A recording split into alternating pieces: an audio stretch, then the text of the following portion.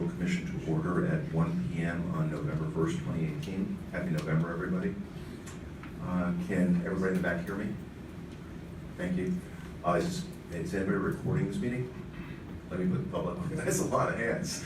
Let me put the public on notice this meeting is being recorded. Can I ask everybody to put their cell phones on silent or shut them off? Thank you. We have a long agenda today, so I'll keep my opening comments brief. First, I just want to apologize because we do have a long agenda. I think the title page is probably inaccurate. I don't think we're going to finish by 3. I think we'll probably go a little longer. The staff has kind of raised their already superb performance level to a higher level by having 6 final licenses and 11 provisional licenses for review. So that will take a while. We're going to go through them as thoroughly as we always do.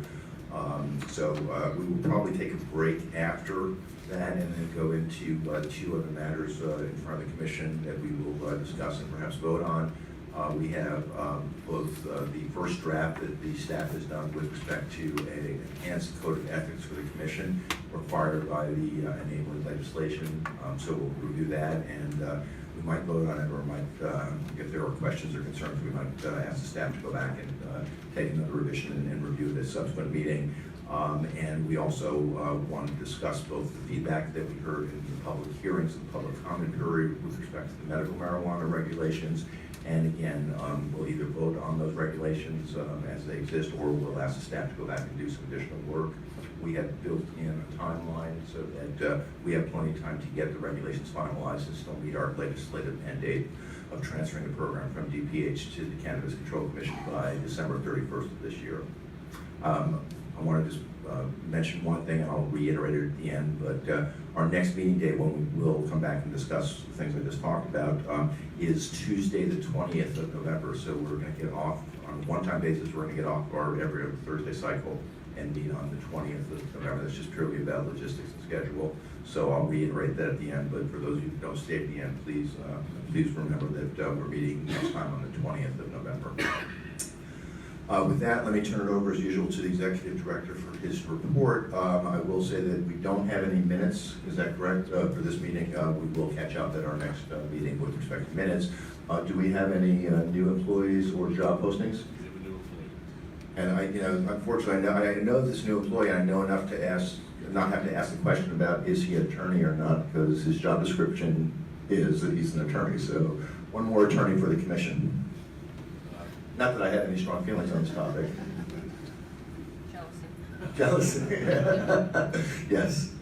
Thank you, Mr. Chairman. We are lucky enough to have welcomed a new attorney to the commission. The attorney is Paul Payer, who's just behind Patrick in Ohio. There's Paul. He joins the commission as our new enforcement counsel.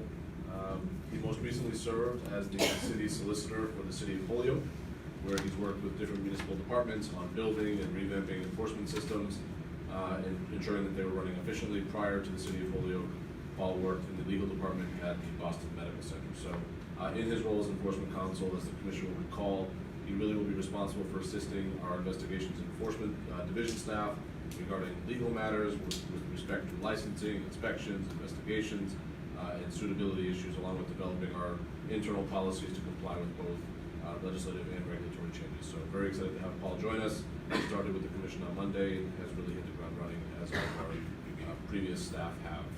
Welcome, Paul. No job postings? Not today, no. Okay, then let's get into the normal licensing update.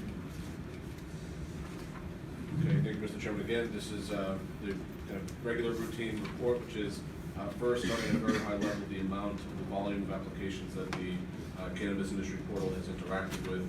There are a total of 3,747 total applications. Of those, however, 1,051 are pending with at least one packet having been submitted to the commission. 241 have been withdrawn. 1,999 remaining complete. There have been to date 53 provisional licenses issued and 403 agent applications that have been pending in the system. The breakdown is on the right-hand side, which is totaling that 1,051 with at least one packet having been submitted. Great. I'm sorry. Any questions for the doc? Okay. This next slide indicates those that have submitted all 4 packets and are awaiting a review in some way, which again, first is for completeness and then processing with third-party interactions, etc. So Of those 180 applications that are under review, there are 12 more that have come in since the last commission meeting, so that's on par again with the steady state for us.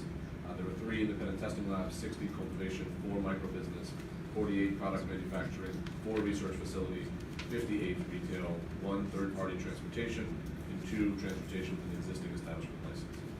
There are 96, of those 180, 96 enjoy R&D priority status, 4 enjoy economic empowerment priority status, 80 as general applicants. Those 180 applications represent 92 separate entities.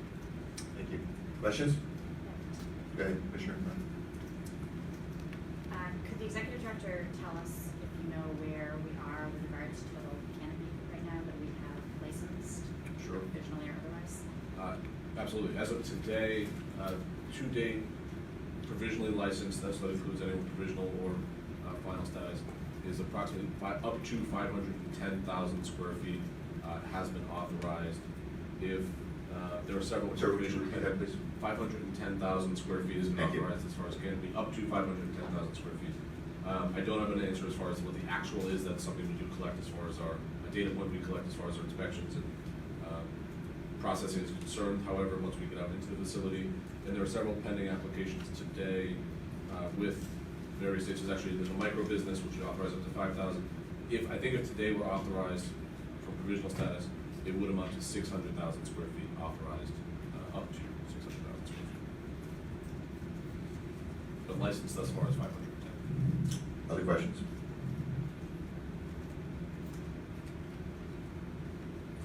Mr. Executive Director. Okay, thank you again, Mr. Chairman. This is a slide that will be updated on a routine basis, which is the disadvantaged business enterprise statistics based on those 180 applications that have submitted all 4 packets. This will be a slide that gets updated periodically, which includes those that have identified, I want to make sure this is clear, that these are folks that have identified themselves in the application process as a women-owned business, a veteran-owned business, a minority-owned business, an LGBT-owned business, a disability-owned business, one that, or some that may have identified between several of those, and then those that do not identify as a disadvantaged business enterprise. Questions? Okay. This slide would be familiar as far as those 180 applications and where they stand in our review, which is again the 42 represents those 12 new additional applications that have come in. They're awaiting review first for completeness. Once the application has been deemed to be complete, we will then advance it to include those third-party responses, which again is a municipal review or municipal notice as well as the background check. If it indicates it's awaiting more information or more information has been requested, that application has been deemed to be incomplete and therefore would not be further reviewed by staff. 11 are before the Commission for consideration today, and again 53 have been considered and approved for provisional status. Thank you. Questions? Okay. The map. So the next slide is the map based on total applications received and where they land county-wise. I'll just go through where there's differences. There are 3 additional in Hampden County, 1 additional in Middlesex County, 1 additional in Essex County, 1 additional in Suffolk County, 3 additional in Norfolk County, and 3 additional in Plymouth County from the last meeting. Questions? Thank you. This is a new slide based on a request at the last meeting to break down, and this will be reduced or distilled to the map for just consistency's sake, but also for layout's sake, is total retail applications that have submitted all 4 packets. That does reconcile with the 58 that are pending before the Commission, and where they break down county-wise. So you'll see there's 9 in Berkshire, 5 in Bristol, 7 in Essex, 3 in Franklin, 3 in Hampden, 6 in Hampshire, 5 in Middlesex, 1 in Nantucket, 1 in Norfolk, 5 in Plymouth, 3 in Suffolk, and 10 in Worcester. Thank you for doing this. Of course. Questions? Okay. Asian applications? So this next slide indicates that there are 1,810 total agent applications that have been submitted. The breakdown is that there's 833 that are currently pending, 125 have been withdrawn, 449 require additional information or therefore incomplete, or have not been submitted to the Commission yet. 403 have been approved to date. Of those 833, 759 require review still. 58 have been opened, requiring additional information, 16 are awaiting a third-party response. Again, the 16 really likely break down to 8 lab agent registrations which require a fingerprint check, and that's a third-party response. And of course, 0 are awaiting approval because as we review them and evaluate them, if they're ready to go, we can approve them. Thank you. Questions? Okay. This next slide is demographics based on pending and approved agents and where they break down based on gender. The application allows an applicant to identify as female, male, decline to answer, or they can define their own gender. The 1,236 are again both approved and pending agents. Thank you. The next slide is related to that same data, however, now pertains to the race and ethnicity of the applicant. Again, this is identified by the applicant and not something that is confirmed or reconciled with us, but it is a data point that we do collect. And again, this is the pending and approved agents. Other questions?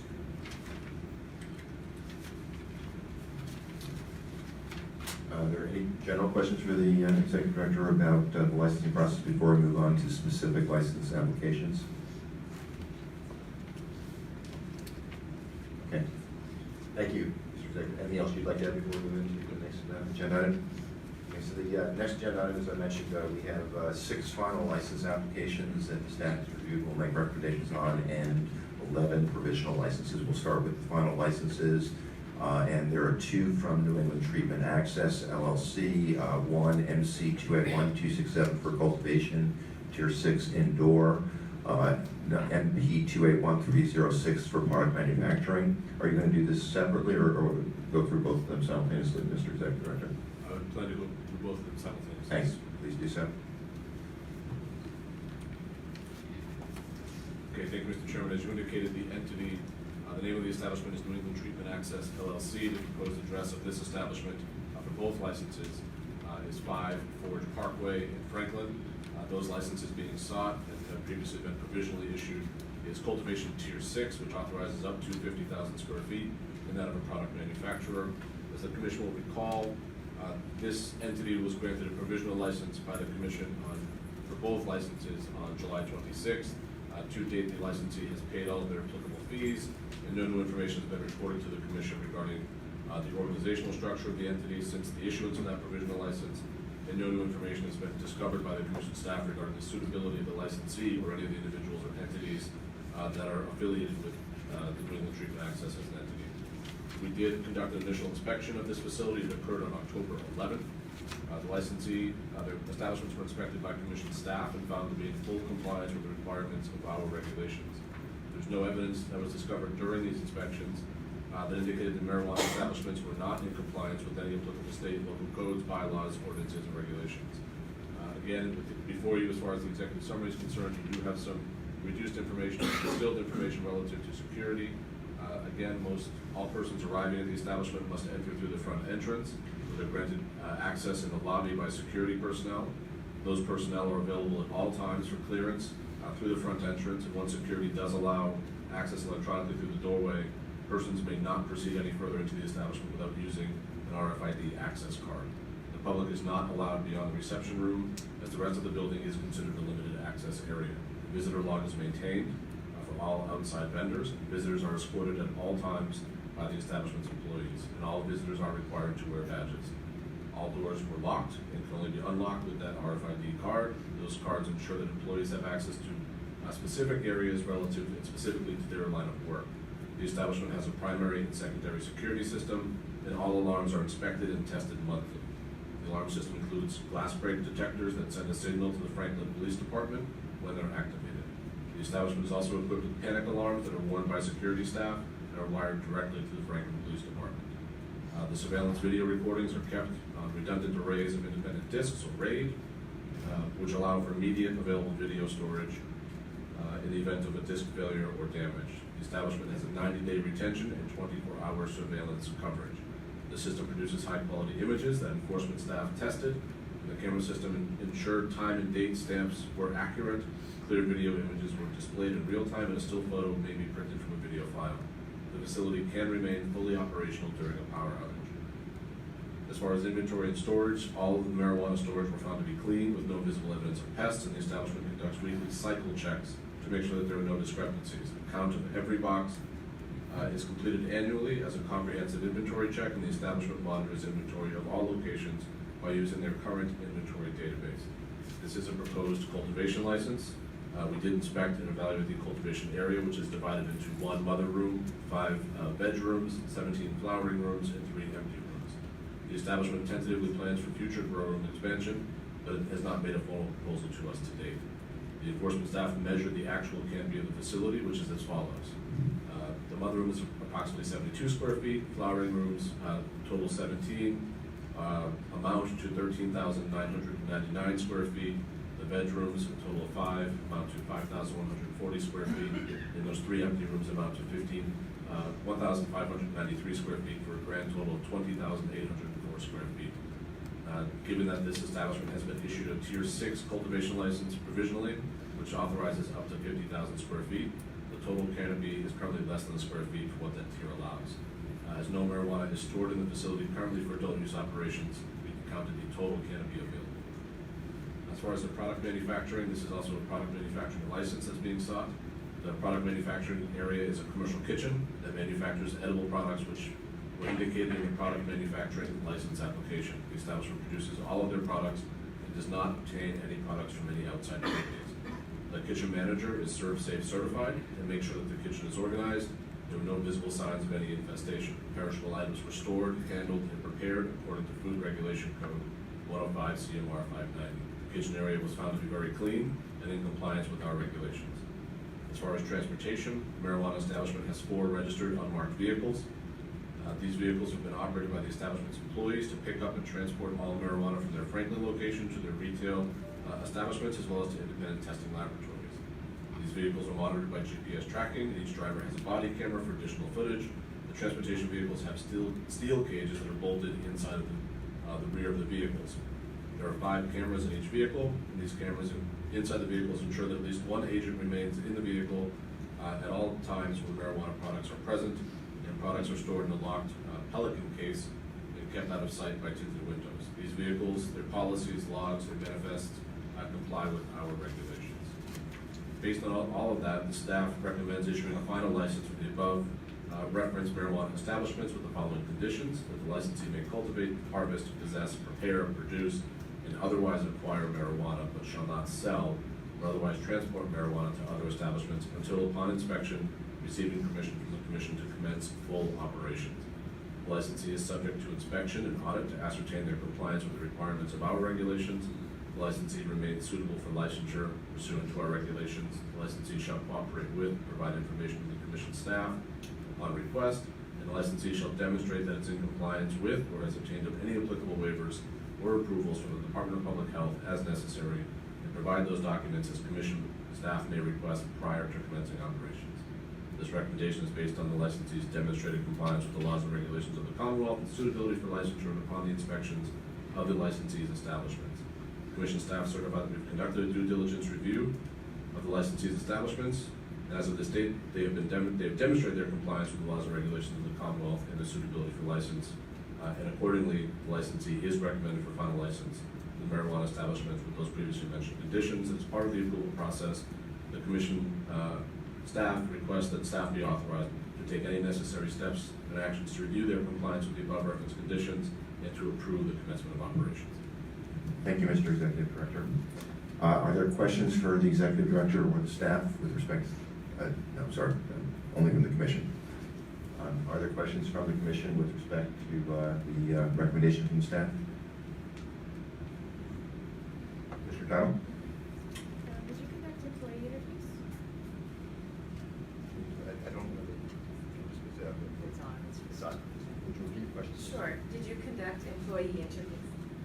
Yes, we interview employees of the different establishments as we conduct our inspections, and that's a key part of how we find out how policies are actually carried out in these establishments.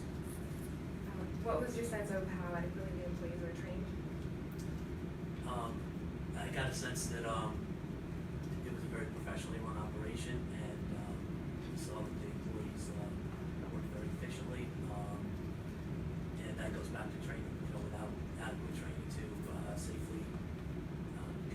operations. You wouldn't be able to have an efficient operation like we saw.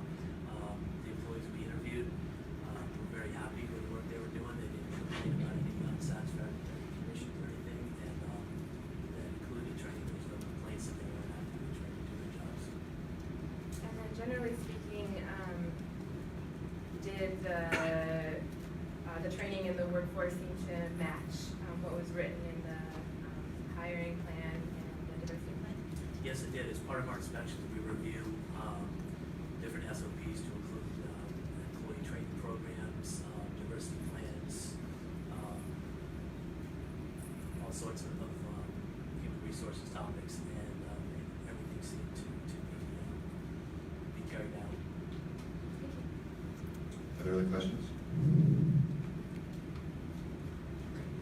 We will take separate votes on these two licenses. Can I ask then, please, for a motion to approve the staff recommendation for Human Treatment Access LLC MC 281267 for Tier 6 indoor cultivation?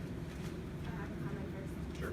I'll be continuing to abstain from both on licensees that have signed host community agreements. I think they'll go beyond the law. Okay, thank you. Can I have a motion, please? So moved. Can I have a second, please? Let the record show that Commissioner McBride made the motion to approve, accepted by, or seconded by Commissioner Doyle. All in favor? Aye. All opposed? Commissioner Kyle? Abstain. Okay. Let the record show that the vote was 4 in favor of approval, Commissioners Doyle, Hoffman, McBride, Flanagan, and then Commissioner Tile abstained. Thank you very much. The next vote will be on the staff recommendation for New England Treatment Access LLC number MP 281306, product manufacturer. Are there questions or comments before I put this to a vote? Then can I have a motion, please, to approve the staff recommendation? So moved. Can I have a second, please? Let the record show Commissioner Doyle made the motion to approve, seconded by Commissioner McBride. All in favor? Aye. All opposed? Commissioner Tome? Abstain. So let the record show that the commission approved the staff recommendation by a vote of 4 to 0, with 1 abstention, Commissioner Tyler abstaining, Commissioners Doyle, Hoffman, McBride, and Flanagan voting in favor. Thank you very much. It's time for the next one, which is Cannabis, Massachusetts Incorporated, number MR 281252 for retail. Mr. Executive Director. Thank you, Mr. Chairman. As you indicated, the name of the establishment, the entity, is Cannabis, Massachusetts Incorporated. The proposed address is 112 Main Street, Wareham. The final license being sought is that of a retailer. This licensee was granted a provisional license by the Commission on August 9th. To date, the licensee has paid all of the applicable license fees. The Commission staff were notified of a proposed change, a future change to the organizational structure of the establishment. This proposed change may be finalized in the next 6 to 12 months, however. No new information has been discovered by the Commission staff regarding the suitability of the licensee or the individuals and entities previously disclosed since the issuance of the provisional license. Our initial inspection of this facility occurred on October 9th. The licensee's marijuana establishment was inspected by Commission staff and found to be in full compliance with our regulations. There's no evidence that was discovered during the inspectional process that indicated that the establishment was not in compliance with any applicable state and local codes, bylaws, ordinances, and regulations. Specific information relative to those inspections include, again, the security requirements for all persons that enter the establishment arrive at the rear door of the building. The sign directs all persons to show their identification card to the camera at the door, and upon doing so, the person is granted access into the lobby where they are greeted by a security receptionist that further examines their identification. Persons cannot enter or proceed any further into the establishment without access being granted to the sales floor. A visitor log is maintained for all visitors, and all visitors are required to wear badges. Limited access areas cannot be entered by any unauthorized persons. All doors are locked and can only be locked with an RFID fob. All doors have the appropriate signage indicating that they are limited access areas. This establishment is also equipped with a panic alarm that is wired directly to the Wareham Police Department, and burglary and fire alarms are monitored by a private security company. We inspected their cameras and monitors on site. The camera system produces high-quality images, and our staff tested the system and ensured that all time and date stamps are accurate, that clear video images are displayed in real time, and that a still photo can be printed from that video file. All areas where marijuana is stored are found to be clean with no visible evidence of pests, and at present, the licensee produces all of its own products in its inventory. The representative of the establishment provided a list of the wholesalers that supply marijuana and marijuana products to the establishment. This is a retail license being sought, so there's no cultivation or product manufacturing operation. However, the retail operation is described as, upon entering the sales floor, persons are greeted by an employee who directs the person to the proper sales counter. The retail area is clearly divided by a half wall into two separate areas, the left side for medical use sales and the right side for adult use sales. A representative of the establishment verified that patients are permitted to use either side. Enforcement staff observed that the retail operation has a separate patient consultation area located in a private room near the medical use sales counter. Enforcement staff were provided with a copy of the establishment's medical marijuana consumer education material, as well as a proposed copy of their adult use consumer education material. The establishment sent a PDF version of their adult use consumer education materials that are currently being printed. It was found to have met all the requirements of our regulations. The establishment, as far as transportation, has one vehicle. It's an unmarked vehicle equipped with a metal safe in the rear of the vehicle where marijuana and marijuana products are stored. The vehicle is registered in the Commonwealth. It has two cameras, one that monitors the driver, the other camera monitors the safe. The vehicle is also equipped with GPS tracking system, or a system. Enforcement staff inspected this vehicle and their transport manifest logs, as well as the establishment's transportation policy, and found them to comply with our regulations.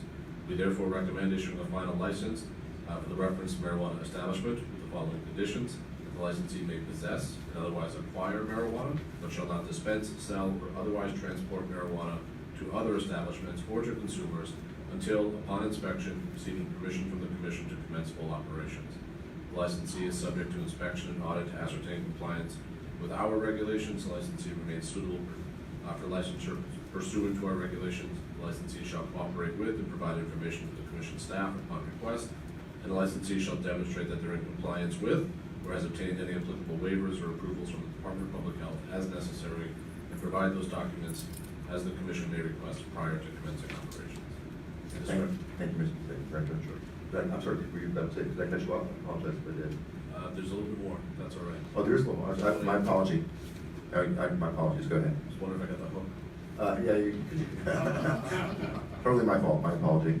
This recommendation is based on the licensee's demonstrated compliance with the laws and regulations of the Commonwealth, suitability for licensure, and upon the inspection of the establishment, we certify that we've done a due diligence review, and as of this date, the licensee has demonstrated their compliance, and accordingly, they're recommended for a final license with those previously mentioned conditions. And of course, as part of the approval process, staff seeks the authorization to take all necessary actions to review compliance with those conditions and approve the commencement of operations. Again, my apologies for cutting you off. Are there questions or comments? Commissioner McBride? Question. I think that this is probably directed at the licensing staff. So the summary indicates that we have looked at the consumer education materials and that it complies with our regulations. So I take it to mean that it means that it complies with the requirement that there be information about the effects of marijuana on the human body, et cetera, et cetera. Is there anything specific in the consumer education materials that speaks to operating under the influence? Yes, it does, and that's one specific requirement in our regulations that the adult use consumer education material does address operating under the influence, and the material does address that. Other questions or comments? Commissioner Dawes? This question, I think, goes to the executive director. I think Pharmacanis is one of the ones that has been identified as perhaps subject to a buyout or change in property interest in the media. Could you comment on that? Sure, I'd be happy to. That's news that we saw as well. And we do indicate in the summary that we're aware of that proposed change in ownership, or at least rumored change in ownership. We did direct or contact the licensee directly and inquired as to the status of that ownership, their ownership status. We did receive a letter, we sought and received a letter that indicated that as of today, there has been no change in ownership. The ownership structure that was presented to us in their application remains intact. And also, we use that as an opportunity to remind the applicant, any applicant as well, that prior to the change in ownership, the licensee must get commission approval.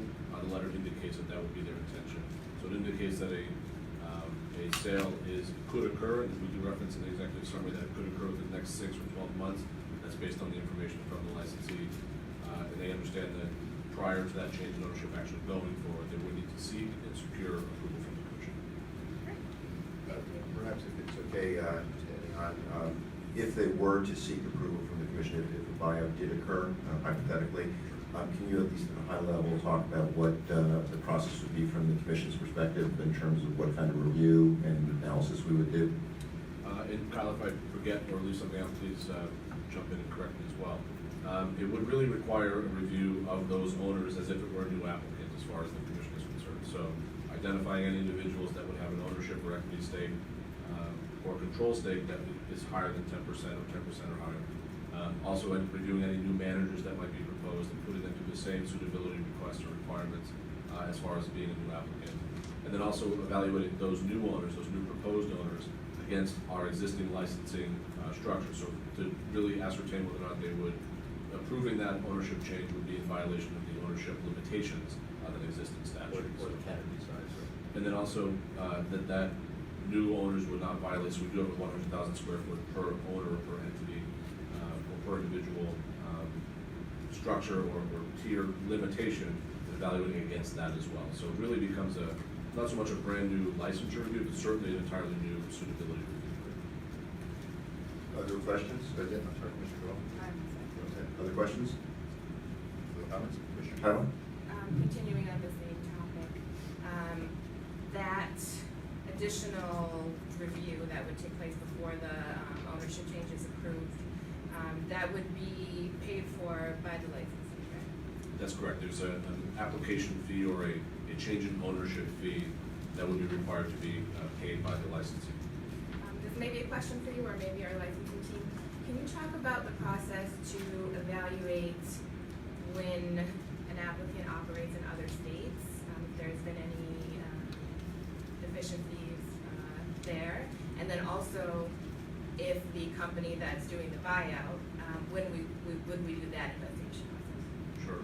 And Kyle, again, feel free to jump in. So my understanding of the process, or the way the process unfolds for our purposes, especially with activity in other jurisdictions, is really folded into our background check process, where the commission's vendor reaches out to each of those jurisdictions and ascertains, to the extent that it's available to us as far as a public record.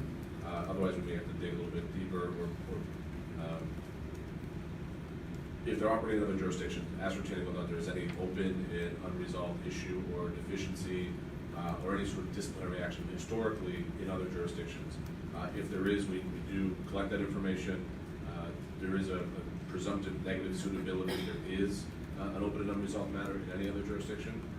So that would reflect it as far as suitability is concerned. But Kyle, I don't know if you want to speak further about the depth of review or how we go about getting that information. Commissioner Tedder, so when an applicant fills out a new application for licensure, they do have to disclose any out-of-state marijuana-related business interests. What happens is once the application is deemed complete, the information is sent, all of the information in the application, all the background check authorizations sent to CSI to perform a thorough background check. They do contact the regulatory bodies in the other states if there is an interest that was disclosed. As the executive director did comment, they do report back if there's any open discrepancies, any prior complaints or disciplinary actions.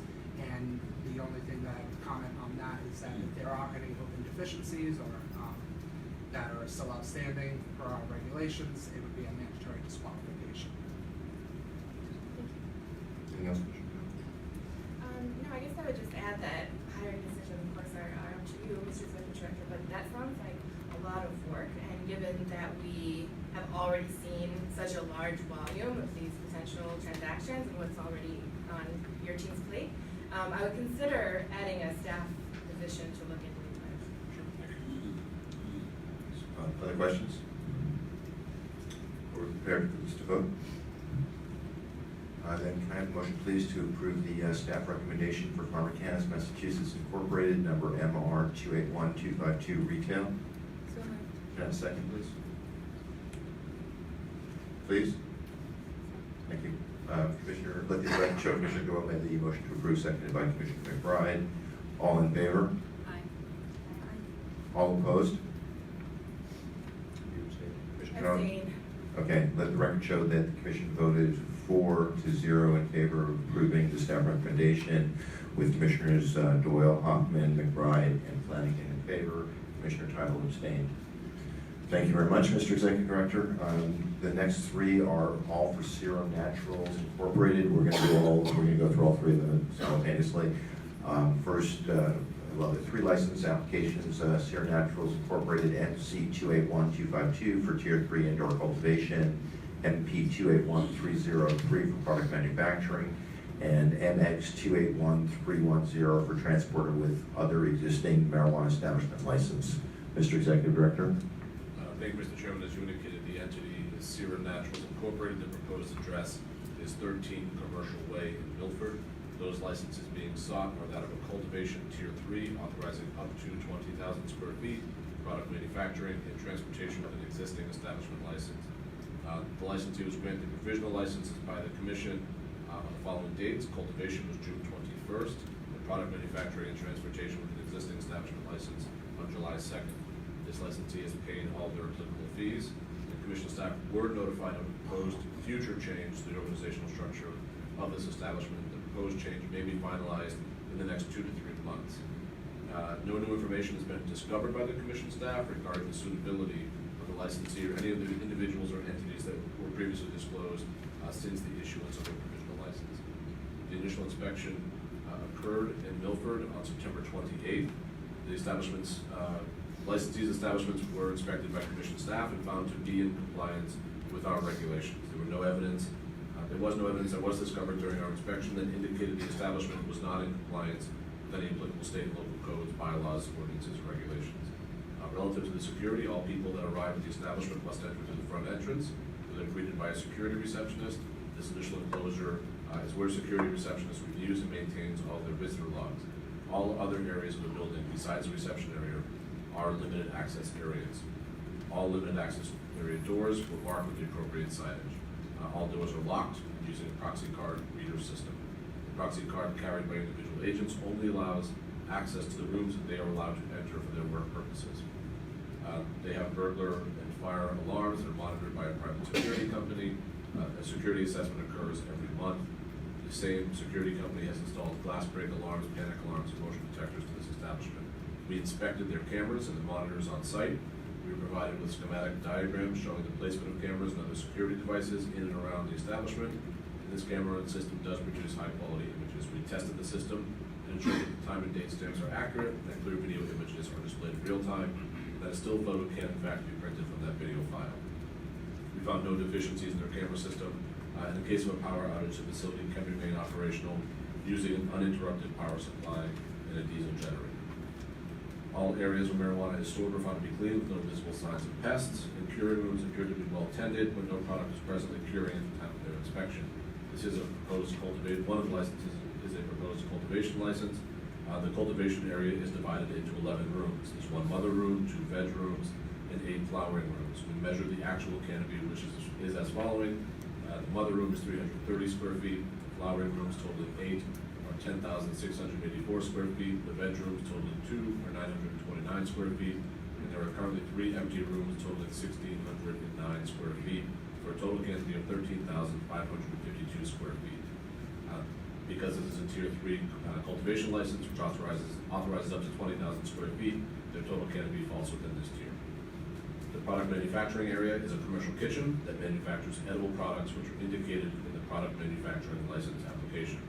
Their detailed standard operating procedures were presented at the start of our inspection, and the kitchen manager is a former commercial baker who presented a certificate indicating that she received the required food training or training in food safety and the surveillance for communicable diseases. The kitchen area was found to be clean and therefore in compliance with the Commission's regulations. There's no retail operation being sought for this application at this time. However, the transportation, the establishment uses 1 vehicle for transportation of marijuana and marijuana products. And the vehicle is equipped with a video surveillance system or camera with video files stored in an SD card. The vehicle is equipped with GPS tracking, and all the transportation logs and manifests were found to be properly completed and in compliance with our regulations. The Commission staff recommends issuing final licenses for those referenced marijuana establishments with the following conditions. The the licensee may cultivate, harvest, possess, prepare, produce, and otherwise acquire marijuana, but shall not sell or otherwise transport marijuana to other establishments until, upon inspection, receiving permission from the commission to commence their full operations. The licensee is subject to inspection and audit to ascertain their compliance with the requirements of our regulations. The licensee remains suitable for licensure pursuant to our regulations. The licensee shall cooperate with, provide information to the commission staff upon request. The licensee shall demonstrate that it is in compliance with or has obtained any applicable waivers or approvals from DPH as necessary, and provide those documents to the commission as we may request them prior to commencing operations. We base this recommendation on the licensee's demonstrated compliance with the laws and regulations of the Commonwealth, its suitability for licensure, and upon the inspection of the establishment. We certify that we've done a due diligence review, and we found this applicant to be compliant with the laws and regulations of the Commonwealth, as well as the suitability for licensure, and accordingly, we recommend them for final licenses. With those mentioned conditions, as part of the approval process, commission staff seeks authorization to take all necessary actions to review their compliance with those conditions and approve the commencement of operations. Thank you, Mr. Executive Director. Other questions? Commissioner Doyle? So I'm sure it'll come as no surprise, I'm gonna ask the same question on this applicant that I asked regarding the last applicant. You had mentioned that there is a proposed change to the organizational structure of the establishment. Could you provide us more information? Of course. Thank you. Similar news, we also read with interest as far as the proposed change in ownership and acquisition of the entity. We contacted the applicant to ensure that there has been in fact no change in ownership. Similar to the previous applicant or previous licensee, we did secure a letter to that effect indicating that there's been no change in ownership as of today.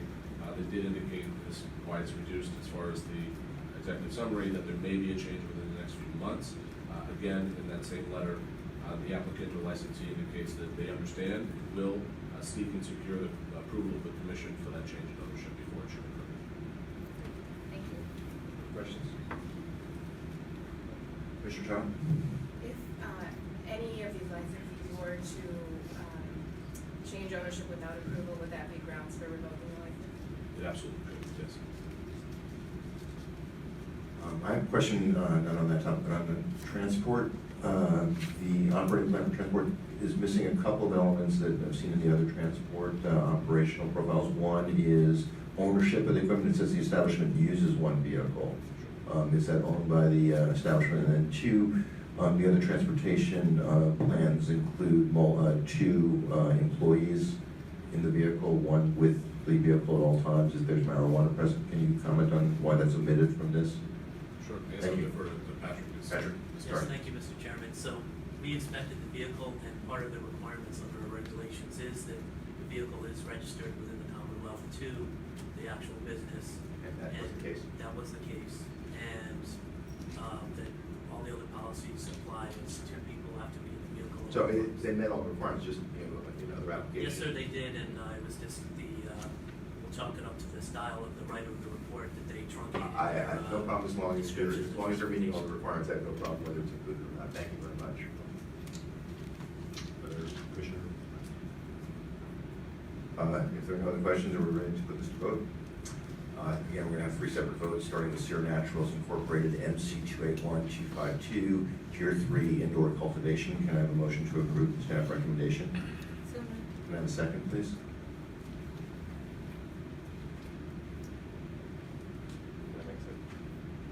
Second. Thank you. Not the lawyer. You are. I'm the lawyer, not your lawyer. Let the record show that Commissioner Doyle made the motion to approve, seconded by Commissioner McBride. All in favor? Oh, sorry, let the record show again corrected that the motion to approve is made by Commissioner Doyle, seconded by Commissioner Flanagan. All in favor? Aye. Aye. All opposed? Commissioner Tuttle, can you abstain? Let the record show that the commission approved the staff recommendation on this license by a vote of 4-0, voting in favor, Commissioner Doyle, Commissioner Hoffman, Commissioner McBride, Commissioner Flanagan, with Commissioner Tuttle abstaining. Next, again for Sierra Naturals Incorporated, MP 281303, product manufacturer. Can I have a motion to approve the staff recommendation? So moved. Can I have a second, please?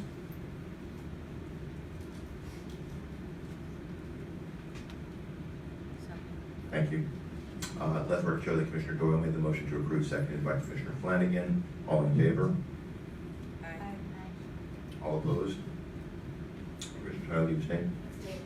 Thank you. Let the record show that the commission approved by a vote of 4-0 with one abstention to approve the staff recommendation. Commissioner Doyle, Hoffman, McBride, Flanagan voting in favor, Commissioner Tyler abstaining. Next, again for Sierra Naturals, MX281310, transported with other existing marijuana establishment license. Can I have a motion to approve the staff recommendation, please? Can I have a second, please? Let the record show Commissioner Doyle made the motion to approve, seconded by Commissioner McBride. All in favor? Aye. All opposed? Commissioner Title?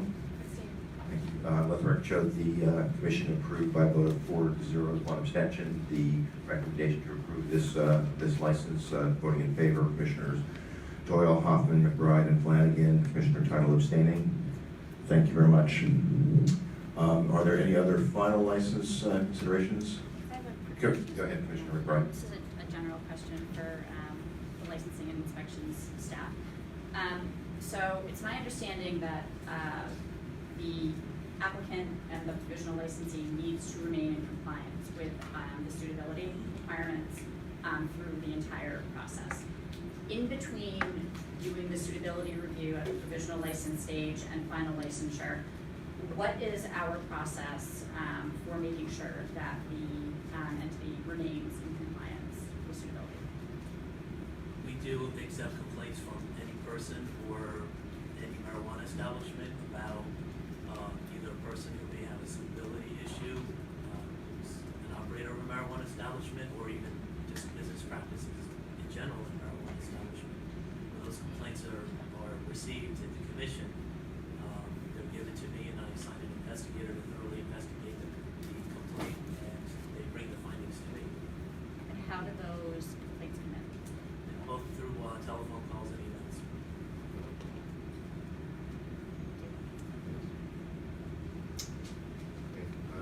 Again, thanks to staff for that, and thanks for the 11 we're about to go through on provisional licensure. Mr. Executive Director, my understanding is that at my request to try to take some of the burden off your shoulders, that we're going to have our Director of Licensing lead at least part of this process. Is that correct? Yes. Thank you. And thank you, Kyle, for stepping up to that. I think we should just get right into it. You know, if we do take a break, which I think we're likely to, we'll do it after the provisional licenses. So unless you have anything to say, Mr. Hoffman, thank you very much for taking the lead on this. And I guess the first one that we're doing is Ashley's Extract Incorporated, MPN 281374, product manufacturer.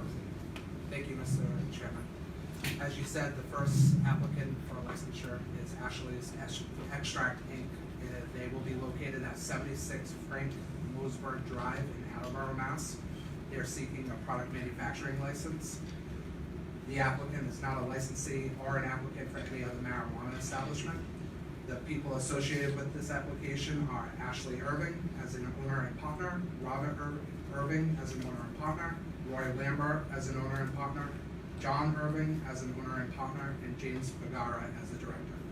It should be noted that along with Ashley's Extract Inc., they are associated with Ashley's Inc. and Ashley's Farm Inc.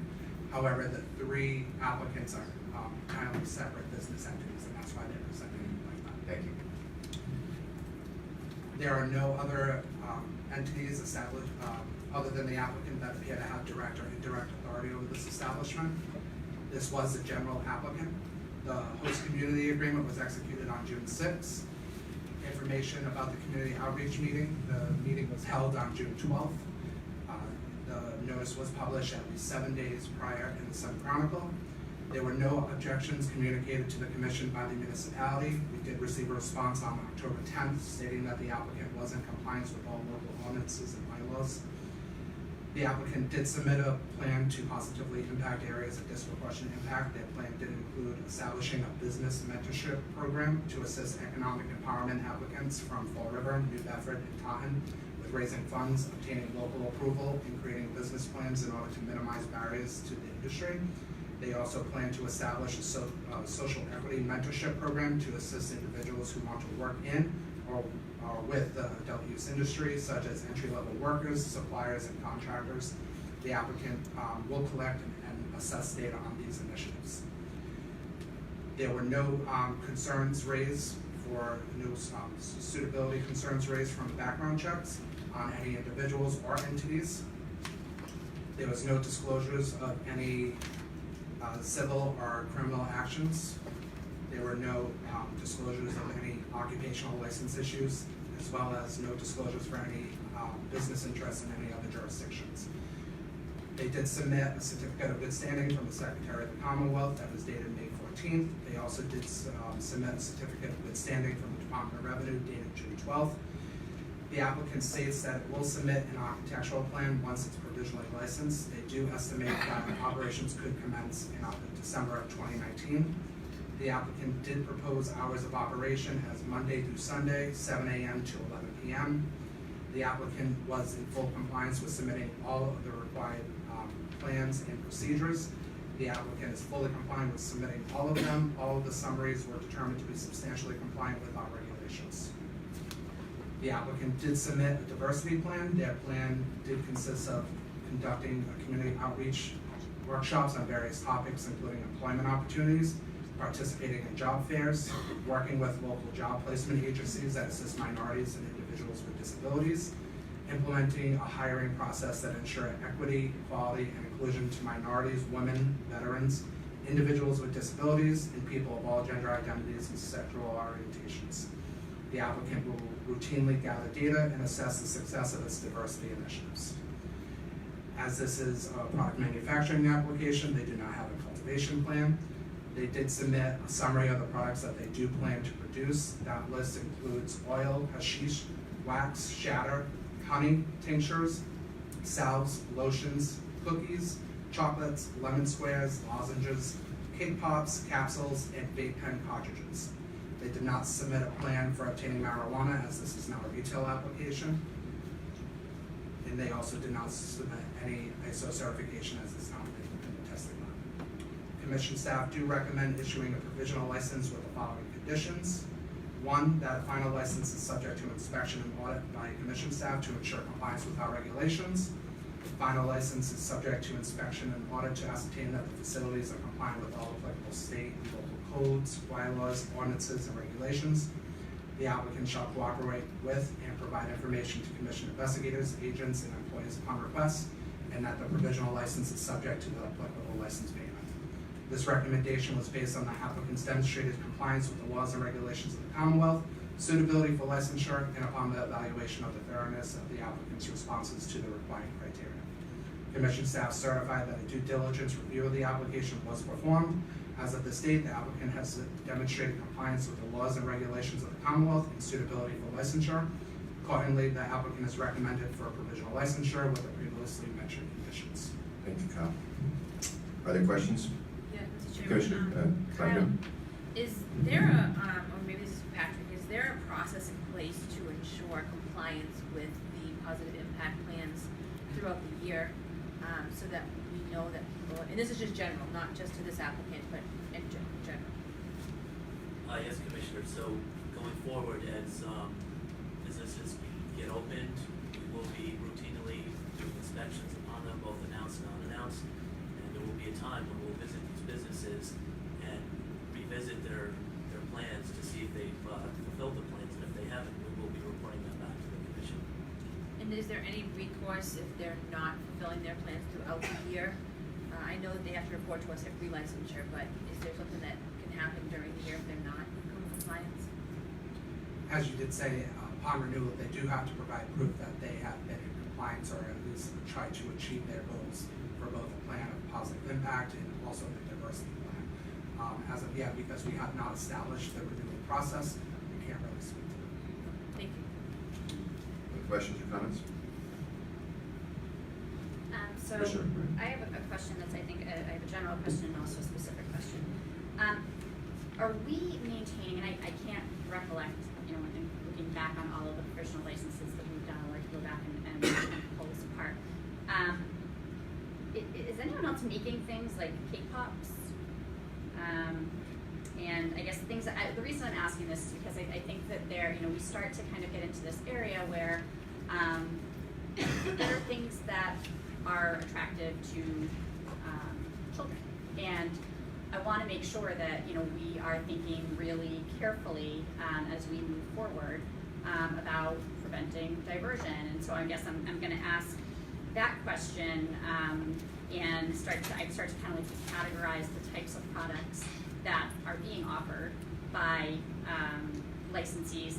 And also the more specific question, and this might be something that on final licensure, maybe there's a follow-up, but is it possible to stamp and otherwise mark something with our universal symbols on something like a cake pop or some of these other things like a lemon square? And so maybe that isn't an answer for now, it might be an answer on final licensure, but I think that these are the things that we really need to start paying attention to as we are moving forward, and particularly before commencement of operations.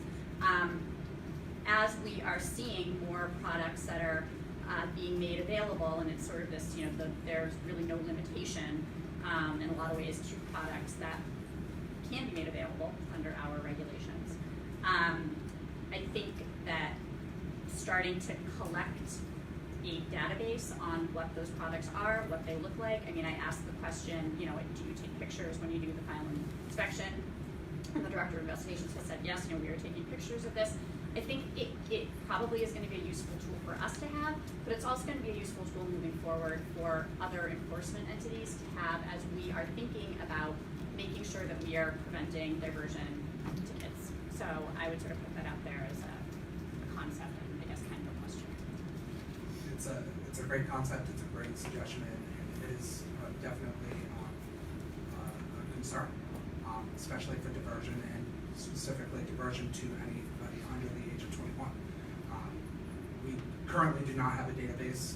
As you know, all these executive summaries with a list of all these products are put on our website.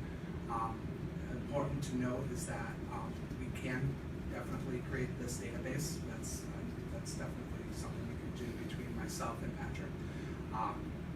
It's also important to note that these establishments, while the products are inside them, you know, the access to these establishments are limited. The type of packaging that these products are put into when they walk out of the establishments, it's really the problem when a consumer will take the product out of the package. It's a concern, and we can definitely compile this database. I do think that most of the products that we have seen, while we have not probably seen cake pops before, brownies, cookies, those might fall into the same type of category as well. I can say that literally the only people I've ever seen eat a cake pop in my life are my 8-year-old and my 5-year-old. I don't even know what a cake pop is. I feel like I have a confession to make. Fair enough. I would like to see us move towards putting together a database. And if I can add on to that, I mean, I think it would be pretty easy for us to maintain a database, but also keep in mind that every product manufacturer, every retailer, they have to list all of the products in metrics. So that's also going to be another tool we're going to use to keep track of that. And Go ahead, Commissioner Flanagan. And I think just to add to that, you know, in our regs, it says that, you know, there's a limit to what people can produce when it relates to minors, and the appealing nature it is to minors. And I think that short of a regulation or change in a regulation saying what can and cannot be on the shelves, the applicant should know that we're going to pay attention to what's being made and what's out there. And you know, there's another state that I had talked to that said there's over 2,000 products on the streets. And you know, next week I'm talking to school nurses to say, what does this look like? And I have parents coming at me saying, you know, what should we be looking for? And I'm not trying to dissect a cupcake from a cake pop, but I think the overall tone of this is that we really want to allow the commercialization of cannabis and at the same time prevent diversion. And so I think that the database will be helpful not only for us, but for the public to be able to see the products that are on our streets. Commissioner Flanagan. Yeah, I just want to express support for what Commissioner McBride and Commissioner Flanagan said. If we do put together a compiled list of all of these products, I think over time, as we start to see what the process looks like for making the stamp, or if there needs to be waivers for certain products, or if certain products are causing incidents, we'll be able to adjust it over time. But for now, I do think it's a good idea that as we see these lists, that we have a conversation when we need to. And I mean, the last thing I want to do is to be arbitrary or subjective, but I have to admit, when I heard cake pops, and probably all of us who have young children, it did give us pause. And so, for now, I'm fine with putting it forward, but we should keep a close eye on it. Absolutely.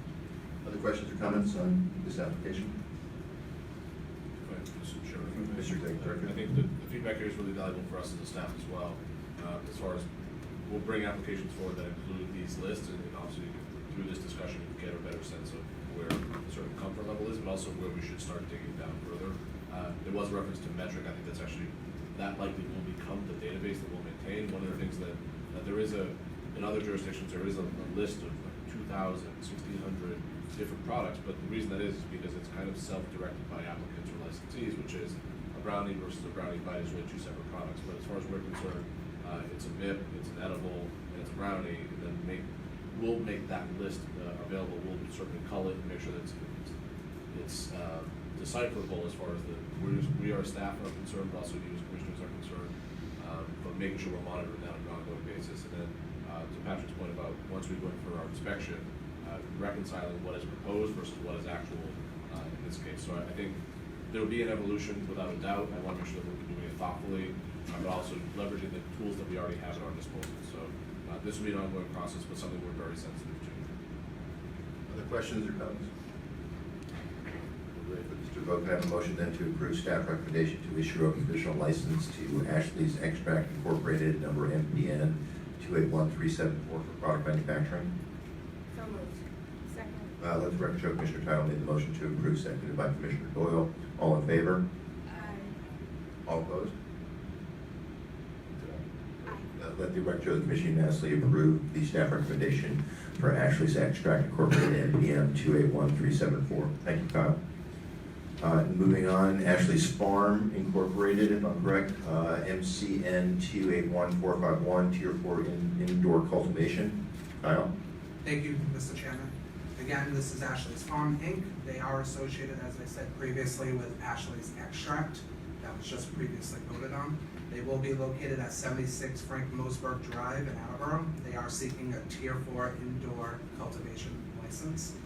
The individuals associated with this license are the same as previous in Ashley's Extract. Again, there are no other entities associated with this license application other than an entity that's listed. It was a general applicant. The host community agreement was executed again on June 6th. The community outreach meeting was held on June 12th. There were no objections communicated to the commission. We did receive a response from the municipality on October 10th stating that the applicant was in compliance with all local ordinances and bylaws. The plan to positively impact areas of disproportionate impact is also the same as Ashley's Extract. Again, there were no concerns raised through background checks on suitability issues on either individuals or entities. There was no disclosures of any past civil or criminal actions or occupational license issues or any disclosure of any business interests in any other jurisdictions. The applicant's proposed timeline to become operational for this license application is that the applicant states that it will submit an architectural plan once provisionally licensed and has estimated that operations could commence in July of 2019. The hours of operation are the same as Ashley's Extract, which is Monday through Sunday, 7 a.m. to 11 p.m. The applicant is compliant with submitting all the summaries. All the summaries were determined to be substantially compliant with the requirements in our regulations. The plan, the applicant's diversity plan is also the same as Ashley's Extract Inc. As this is a cultivation license, they did submit a summary of their cultivation plan. The applicant provided their cultivation plan that demonstrated their ability to comply with our regulations. Some areas that were discussed in the plan include security requirements, lighting and energy efficiency standards, climate control information, inventory standards, and testing protocols. Commission staff do recommend issuing a provisional license with the following conditions for this license application. One, that a final license is subject to inspection in order to ascertain compliance with the requirements listed in our regulations. Final license is subject to inspection in order to ascertain that the facility is compliant with all applicable state law and codes. The applicant shall cooperate with and provide information to commission staff, and that the provisional license is subject to the applicable license fee. This recommendation was based on the applicant's demonstrated compliance with the laws and regulations of the Commonwealth, suitability for licensure, and upon the evaluation of the thoroughness of the applicant's responses to the required criteria. Commission staff certified that a due diligence review of the application was performed. As of this date, the applicant has demonstrated compliance with the laws and regulations of the Commonwealth and suitability for licensure. Accordingly, the applicant is recommended for a provisional license with the previously mentioned conditions. Thank you, Kyle. Other questions, comments? We're ready to put it to vote. Please, can I have a motion then to approve the staff recommendation to issue a provisional license to Ashley's Farm Incorporated, MCN 281451 for Tier 4 indoor cultivation? So moved. Can I have a second, please? Let the record show Commissioner Doyle made the motion to approve, seconded by Commissioner McBride. All in favor? Aye. Let the record show the Commission unanimously approved the staff's recommendation to issue a provisional license. Thank you. Next up, Ashley's Incorporated, MRN 281332 Retail. Kyle? Thank you, Mr. Chairman. This is Ashley's Incorporated. They are located at 70 Frank Mosberg Drive in Attleboro, Mass. This address is different than the previous two addresses. The previous two addresses was 76. Oh, they were Frank Month, okay. Just to notify that of you, for you. Thanks. The license sought here is a retail license. The individuals associated with this application are the same as the previous two applications. There are no other entities other than the applicant that appear to have direct or indirect authority over the marijuana establishment. It is a general applicant. As with the previous two, the host community agreement was executed on June 6th. The community outreach meeting was held on June 12th. It was posted in the Sun Chronicle at least 7 days prior to that meeting. There were no objections communicated to the commission by the municipality. We did receive a municipal response on October 10th stating that the applicant was in compliance with all local ordinances and bylaws. The plan to positively impact areas of disproportionate impact is the same as the prior two applications.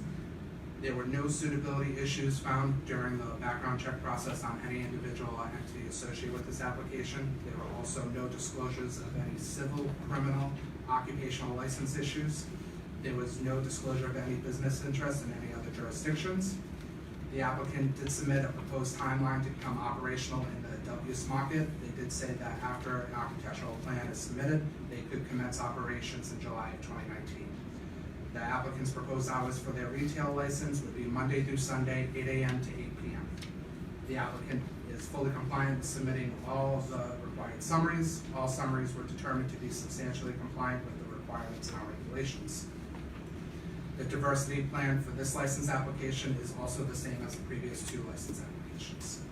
As this is a retail application, there was no cultivation plan, there was no submittal of products to be manufactured. The applicant did submit a plan for obtaining marijuana and marijuana products. They will primarily obtain these products from their sister companies, Ashley's Farm and Ashley's Extract. The applicant will purchase product from wholesale cultivators and manufacturers if the need arises. Commission staff do recommend issuing a provisional license with the following conditions. One, that final license is subject to inspection in order to ascertain compliance with the requirements in our regulations. Final license is subject to inspection in order to ascertain that the facility is compliant with all applicable state and local codes and ordinances. The applicant shall cooperate with and provide information to commission staff. The provisional license is also subject to the appropriate license fee. This recommendation was based on the applicant's demonstrated compliance with the laws and regulations of the Commonwealth, suitability for licensure, and upon the evaluation of the thoroughness of the applicant's responses to the required criteria. Commission staff do certify that a due diligence review of the application was performed. As of this date, the applicant has demonstrated compliance with the laws and regulations of the Commonwealth and is suitable for licensure. Accordingly, the applicant is recommended for provisional licensure with the previously mentioned conditions. Thank you, Kyle. Other questions? We're ready to put this to vote. Can I have a motion, please, to approve the staff recommendation to grant a provisional license to Ashley's Incorporated, MRN 281332 for retail? Can I have a second, please? Let the record show Commissioner Doyle made the motion to approve, seconded by Commissioner Title. All in favor? Let the record show the Commission unanimously approved the staff recommendation. Thank you very much. Next is Gibby's Garden LLC, MBN 281347, which is a micro business which includes Tier 1 indoor cultivation and product manufacturing license. Mr. Kyle? Thank you, Mr. Chairman. This is Gibby's Garden LLC. They will be located at 660 Douglas Street, Unit 300 in Uxbridge, Mass. As you did mention, this is a micro business license, which includes a Tier 1 indoor cultivation and a product manufacturing operation. The applicant is not a licensee or an applicant for any other marijuana establishment. The individuals associated with this marijuana establishment include Kimberly Gibson as an owner and partner, Alfred Gibson as a manager, and Joseph Gibson as a lead cultivator. It should be noted that all individuals associated with this license application did submit proof that they had been residents in Massachusetts for at least 12 months. There is no other entity other than the applicant that appeared to have direct or indirect authority over the marijuana establishment. It was the general applicant. The host community agreement for this application was executed on May 21st. The community outreach meeting was held on May 10th. There were no objections communicated to the commission regarding the applicant's compliance with local codes and ordinances. In fact, the municipality did submit a response on October 17 stating that the applicant was in compliance. The applicant did submit a plan to positively impact areas of disproportionate impact, which include offering community education programs to present information on marijuana laws and employment opportunities within the industry to local groups and individuals, offer an agent registration program that will mentor individuals with past drug convictions on how to become engaged and find gainful employment in the adult use industry. In addition to information on how to accomplish this goal, the applicant will start a scholarship program to fund the costs associated with becoming an agent if any other marijuana establishment employer is unable or unwilling to cover those costs. And third, they will develop a professional network program that will connect individuals from disproportionate areas with marijuana establishments for open employment positions. There were no concerns with the background checks for suitability for any individual or entity associated with the license application. There was no disclosure of any past civil or criminal issues, as well as no past occupational license issues. There was no disclosures of any business interests in any of the jurisdictions. The applicant did propose a timeline to become operational in the adult use market. They project that they could be operational 1 month after receiving their provisional license. The applicant's proposed hours of operation are Monday through Sunday, 9 a.m. to 5 p.m. The applicant is fully compliant with submitting all summaries that are required under our regulations. All of the summaries were determined to be substantially compliant. The applicant did submit a diversity plan. They did state that as a small woman-owned business, the applicant intends to be a small operation at first. Once the need for additional staff is required, the applicant intends to hire individuals from disproportionately impacted areas and those with past drug convictions. The applicant plans to evaluate its plan on an annual basis. As the micro business license does contain a cultivation component, they did submit a cultivation plan. The applicant provided a plan that thoroughly explained its cultivation procedures in each stage from propagation through drying. As a micro business also includes a product manufacturing element, they did submit a plan of their proposed products that they will manufacture. Those two products include tinctures and topicals. There was no plan for obtaining marijuana or marijuana products, as there is no retail element to this license. Commission staff do recommend issuing a provisional license with the following conditions. Final license is subject to inspection in order to ascertain compliance with the requirements listed in our regulations. Final license is subject to inspection in order to ascertain that the facilities are compliant with all applicable state and local codes, bylaws, and ordinances.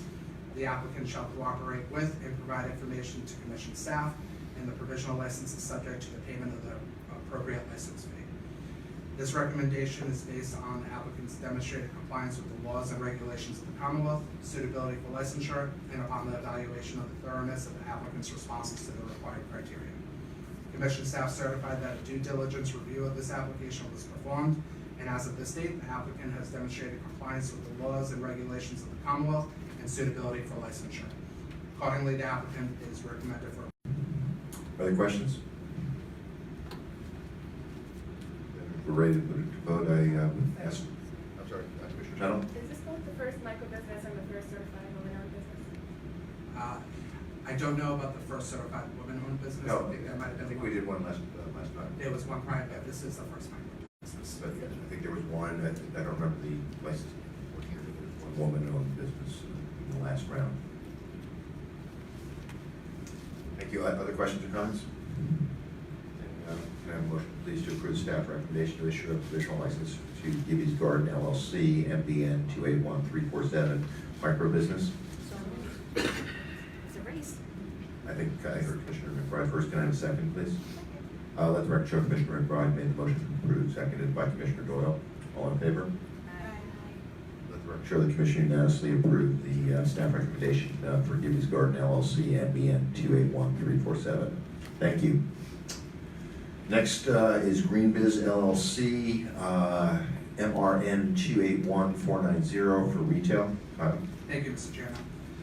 As you said, this is GreenBiz LLC. Their planned address is 1021 South Street, Pittsfield, Mass. They are seeking a retail license. They do have another retail application that has not been reviewed yet. That other retail application plans to be located in Northampton. The individuals associated with this marijuana establishment, first is Hey King Kwong, which is an executive, Jack Carney, which is a board member, and Wen Bing Wong, which is a close associate. There are no other entities associated with this application other than the applicant itself. It was a general applicant. The host community agreement was executed on June 5th. The community outreach meeting was held on May 18th. There were no objections communicated to the commission. We did receive a response from the municipality on September 26th stating that the applicant was in compliance with all local ordinances and bylaws. The applicant did submit a plan to positively impact areas of disproportionate impact. Their goals include the following: positively impact Pittsfield and raise awareness on the effects, proper use, and adult use regulations of marijuana. Their proposed programs include allocating funds for fundraising events designed to promote community engagement, and 2, distribute pamphlets to all of its customers in Pittsfield that explain reasonable adult use marijuana consumption and information on how to identify dependency issues and contact information for rehabilitation services if dependency issues exist. The applicant plans to measure its plan and receive certification from the municipality on its efforts to positively impact Pittsfield. There were no concerns stemming from the background checks done on any individuals or entities. There was no disclosure of any past civil or criminal actions. Again, there was also no disclosures of any occupational license issues. There were disclosures on out-of-state business interests. Hai Quing Wong disclosed marijuana business interests in Oregon and Washington. These disclosures did not present any suitability issues. The applicant's proposed timeline includes requesting an architectural review once they are provisionally licensed. They estimate that they could be operational within 3 months from being issued a provisional license. The applicant's proposed hours of operation include Monday through Thursday, 10 a.m. to 8 p.m., Friday through Saturday, 10 a.m. to 10 p.m., Sunday, 12 p.m. to 8 p.m.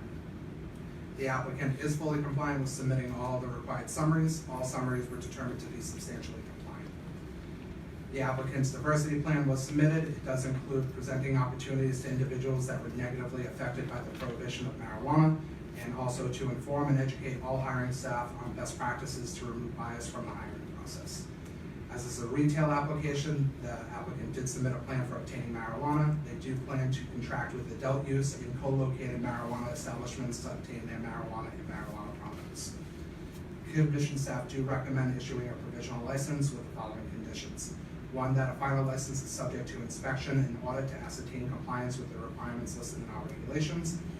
The final license is also subject to inspection in order to ascertain that the facilities are compliant with all applicable state and local codes. The applicant shall cooperate with and provide information to commission staff. And lastly, that the provisional license is subject to the appropriate license payment. This recommendation was based on the applicant's demonstrated compliance with the laws and regulations of the Commonwealth, suitability for licensure, and upon the evaluation of the thoroughness of the applicant's responses to the required criteria. Commission staff certified that a due diligence review of the application was performed. As of this date, the applicant has demonstrated compliance with the laws and regulations of the Commonwealth and suitability for licensure. Accordingly, the applicant is recommended for a provisional license with the previously mentioned conditions. Other questions? Yes, Mr. Chairman. I'd like, in going through a lot of these applications, I think it's important that the positive impact plans have a positive impact on the communities that they are located in. And personally, I would like the surrounding communities as well. But based on our regulations, I think that we really need to take a look at what some of these plans are. There's been some that I've had questions about, and I think that, I'd like to put a condition of licensure on them, that they come back with an enhanced plan, because I really think that, you know, allocating funds for fundraising events is very subjective. It can be anything. You know, we don't know what happens in Pittsfield, we don't know what their positive impact is, and then also, I think if I remember correctly, in our regulations, they have to distribute consumer education materials anyway. Right. And so the second part of this just seems to be that if you're going to be a consumer at their store, their establishment, that you'll get this information, but the community doesn't get this establishment. I really commend them on the fact that they're talking about dependency issues. That's something that I think is very important, that has to be part of these conversations. But I really think that this plan could be enhanced before we give them licensure. Comments, responses? Commissioner Cohen? I agree with Commissioner Fleming. So then, we can put this into one motion, I hope, where we say, I'd like to motion to approve the staff recommendation to issue a provisional license to Green Biz LLC MRN 281490 for retail, subject to an additional condition as articulated by Commissioner Flanagan. So moved. Have a second, please. Let the record show Commissioner Doyle made a motion to approve, seconded by Commissioner McBride. All in favor? Aye. Let the record show the commission unanimously approved Green Biz LLC MRN 281490. Thank you, Kyle. I'm going to suggest, just because I know how hard this is, and I want to take a break because it's going to be a long meeting. We're halfway through, so I'm going to suggest we take a break right now. Give you a chance to catch your breath a little bit, Kyle, and we'll reconvene. It's 2:25 We'll reconvene at 2:35. So 11-3 World Series. I mean, might not go 18 innings, but I've noticed that the crowd has thinned out pretty significantly. And you know, like baseball, there's no deadline. Who knows how long this is going to go for? Mr. Chairman, we're not as interesting as the Red Sox. Pardon? We're not as interesting as the Red Sox. That is true, but we're also not as highly compensated as the Red Sox, I think. So I appreciate taking the break. I know that everybody's been having some sidebar conversations at the break. I think we might have a path forward. I'm going to defer to Commissioner McBride, who has a suggestion on the two issues that we're talking about that I think are stumbling blocks right now. So Commissioner McBride, if you would put on the table your thoughts and recommendation, I'd appreciate it. So my suggestion would be to strike out the section 13C that Commissioner Title has concerns about. 13C. Yeah, 13C, go ahead, sorry. The reason for that being that I think that it's important that we try to move forward with having something in place so that we can be satisfied that we have a policy that's in place prior to commencement of operations. I can understand the concern around this, and so I think that that's language that we can commit to working on and coming back on at a later date and time. If we can take it out today and move this forward, Okay. and we can continue to kind of work on that and get to, I think, what an agreed upon understanding would be of the reason for having. I'm confident with the staff, the help staff, and enough work on the conversation, or we can do that, so go ahead, please. On the definitions, I think that we would delegate that to the legal department to define those terms that we identified. Yep. On the gift issue, I think that we talked about narrowing it and that language can be worked on. Yep. And on the nature of the charges and reporting of charges, Yes. I would suggest striking out the legal department, the phrase legal department, and that should be something that is reported to the executive director and the director of human resources. So this is 15, you're suggesting each commissioner and employee has been charged with felony, misdemeanor, or ethical misconduct shall promptly report such incident to The executive director or director of human or director of resources. HR. And that we would direct the executive director and director of human resources to draft a policy to ensure that confidentiality of that information is maintained.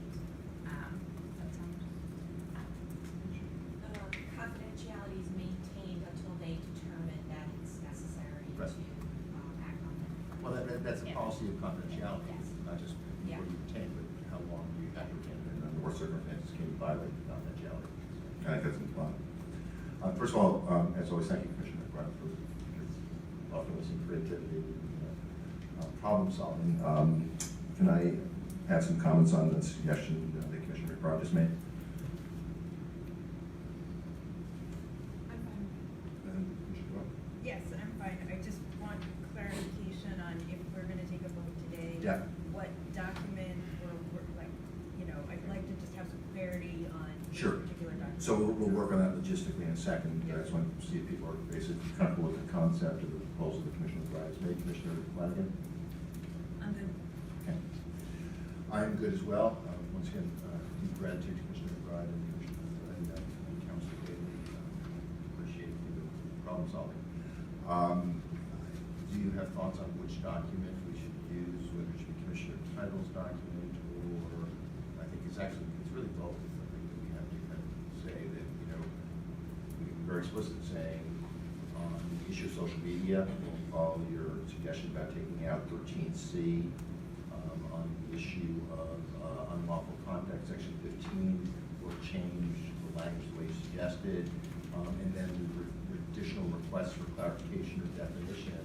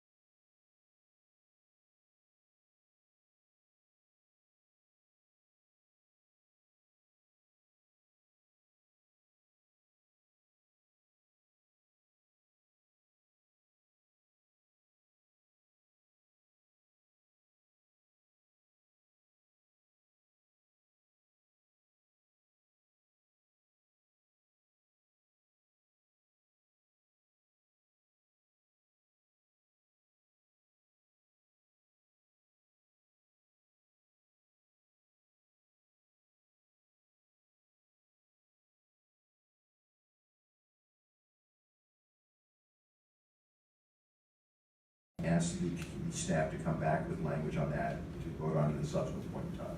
But for the vote we're taking today, we would strike 13C. That's one thing.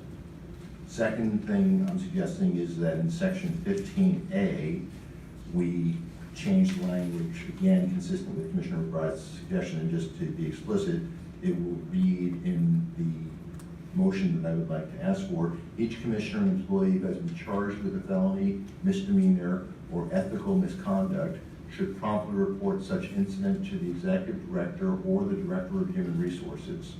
We will also direct the executive director and the director of human resources to draft a policy with respect to the confidentiality of this information.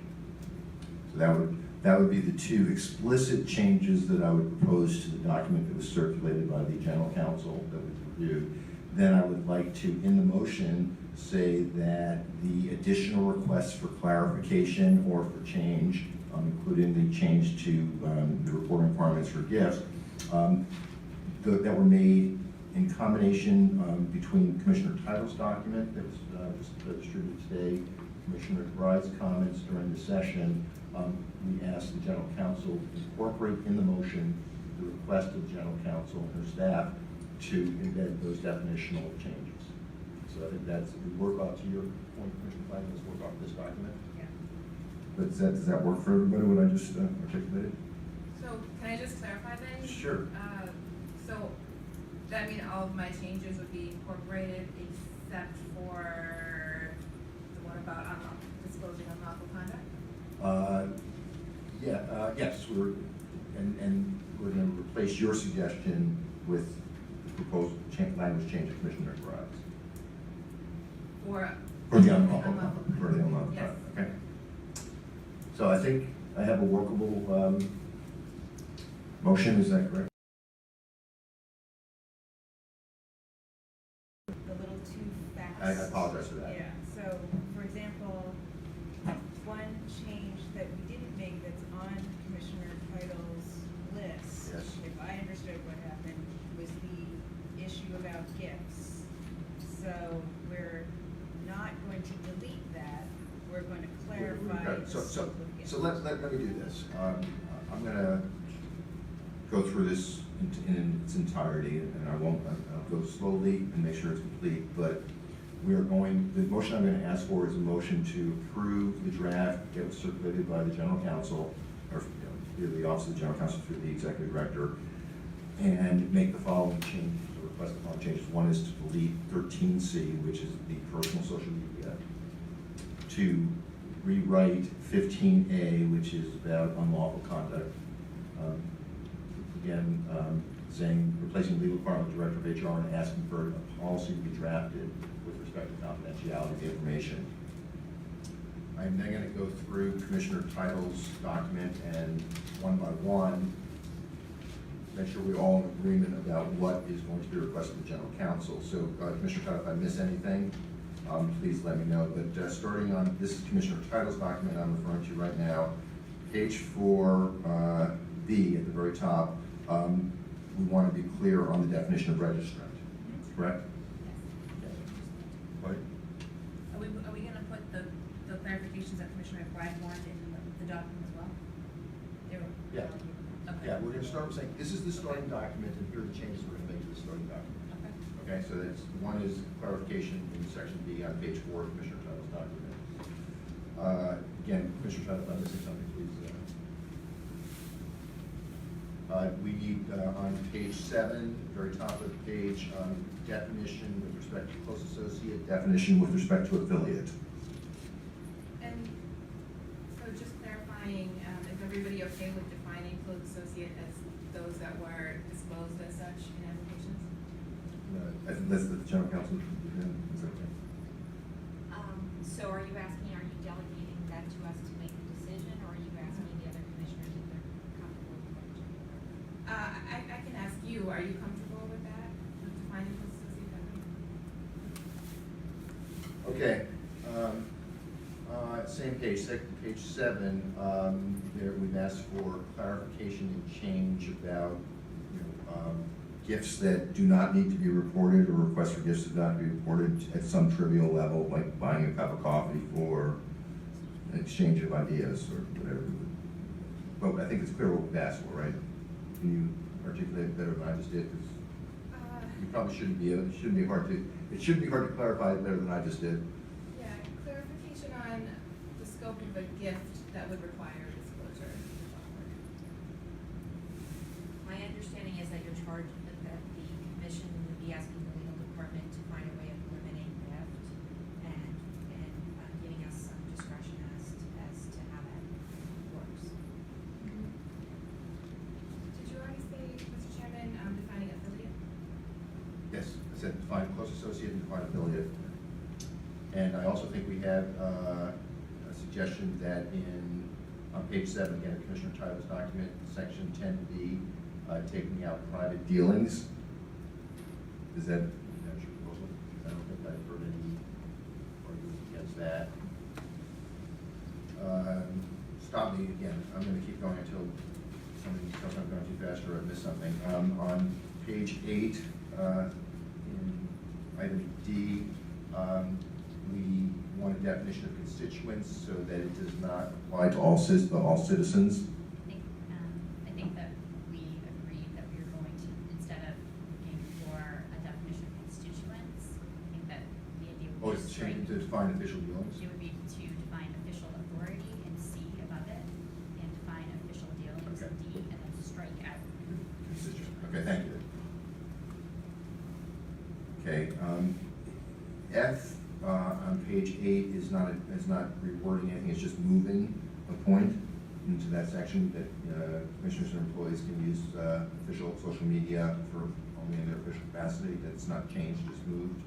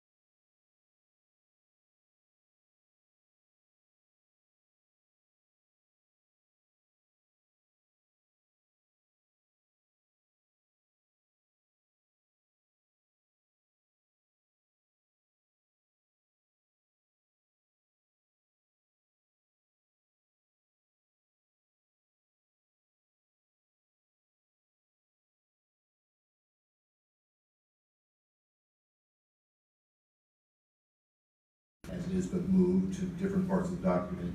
C is the suggestion of Commissioner McBride that we remove C, but give the staff direction to come back with a proposal on C that we will discuss and vote on subsequently.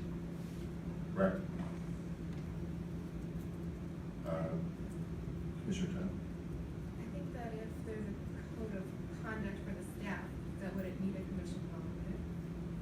Well, but it's not clear that that's gonna be the outcome. If it is, if the outcome is that we just say we're gonna put it in code of conduct, that's a different conversation, but we're gonna ask them to come back with a recommendation on how to deal with that. I don't personally believe that. We might or might not have to vote on it. But, I think that's gonna be the compromise I think we're gonna be able to come to today, which is we'll take it out in this version and then come back and talk about whether it needs to be re-included or not. I'm okay with that. Okay.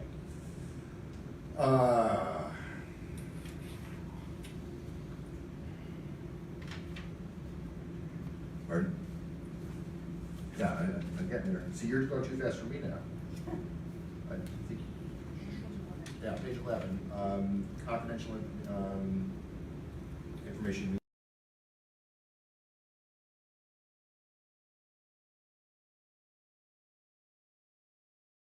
Under this section. On section 14, which is unlawful conduct, we agreed to take out, oh no, if the incident affects their job duties, we did not ask for that change, we debated that, and that was your suggestion, Mr. Tyler, we agreed not to do that. So on section 15, unlawful conduct, it's each commissioner employee who has been charged with felony, misdemeanor, or ethical misconduct should promptly report such incident to the executive director or director of human resources, and we request a draft policy from the executive director with respect to confidentiality. So that's right. That's right, but this is more of a, That's not in the code of ethics, it's just something we. It's Okay, fine. Fair enough, thank you. Can we go back to the definition of confidentiality? Sure. So, general counsel, I don't know how coherent my comment was earlier, so I just want to make sure it made sense. That if I had something like personal notes, that would technically be, I think, meeting this definition, that it still wouldn't be, I would still be allowed to disclose it if I wanted to. I think that's right. If I will talk to you about that afterwards, for the purposes of this, I will make sure that whatever we included there as confidential information makes sense. I don't have anything else, at least under your document correctly, Commissioner Tuttle and Commissioner Bride, you made roll comments, and I was going to do roll comments.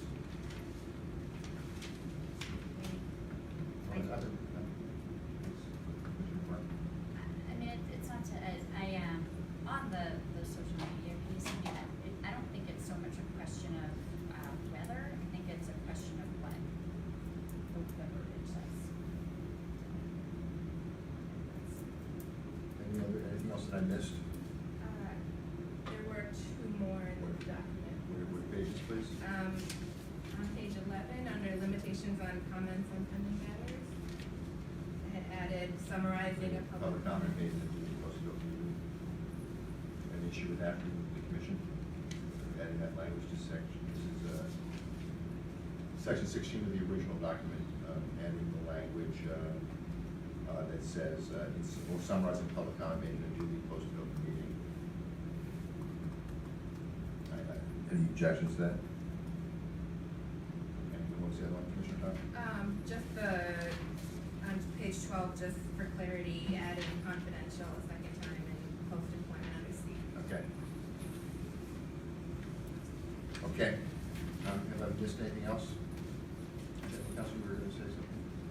I'm all set, thanks. Just those two that I wanted to mention.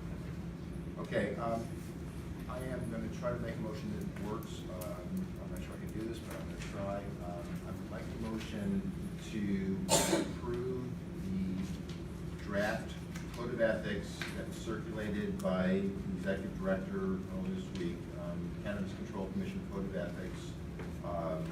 I would like to ask for a motion to approve the code of ethics with the following changes. Striking section 13C, social media idea. Rewriting section 15 on unlawful conduct, the way we just discussed. And then with the list of changes and clarifications that we just went through in conversation based upon Commissioner Title's document and other comments by the commission that we have in our public record, we just made them. And I would like to ask for a motion to approve this code of ethics with those changes, with the agreement to come back and revisit the issues that we just pushed off, essentially. And to do so, and kind of just add, and do so in a timely manner. So is that okay with everybody? Could you repeat it? No, I don't think I possibly could, I really don't. I'd like to ask for a motion to approve the Cannabis Commission Code of Ethics as written or as distributed by the Executive Director to the Commission last week. I think it was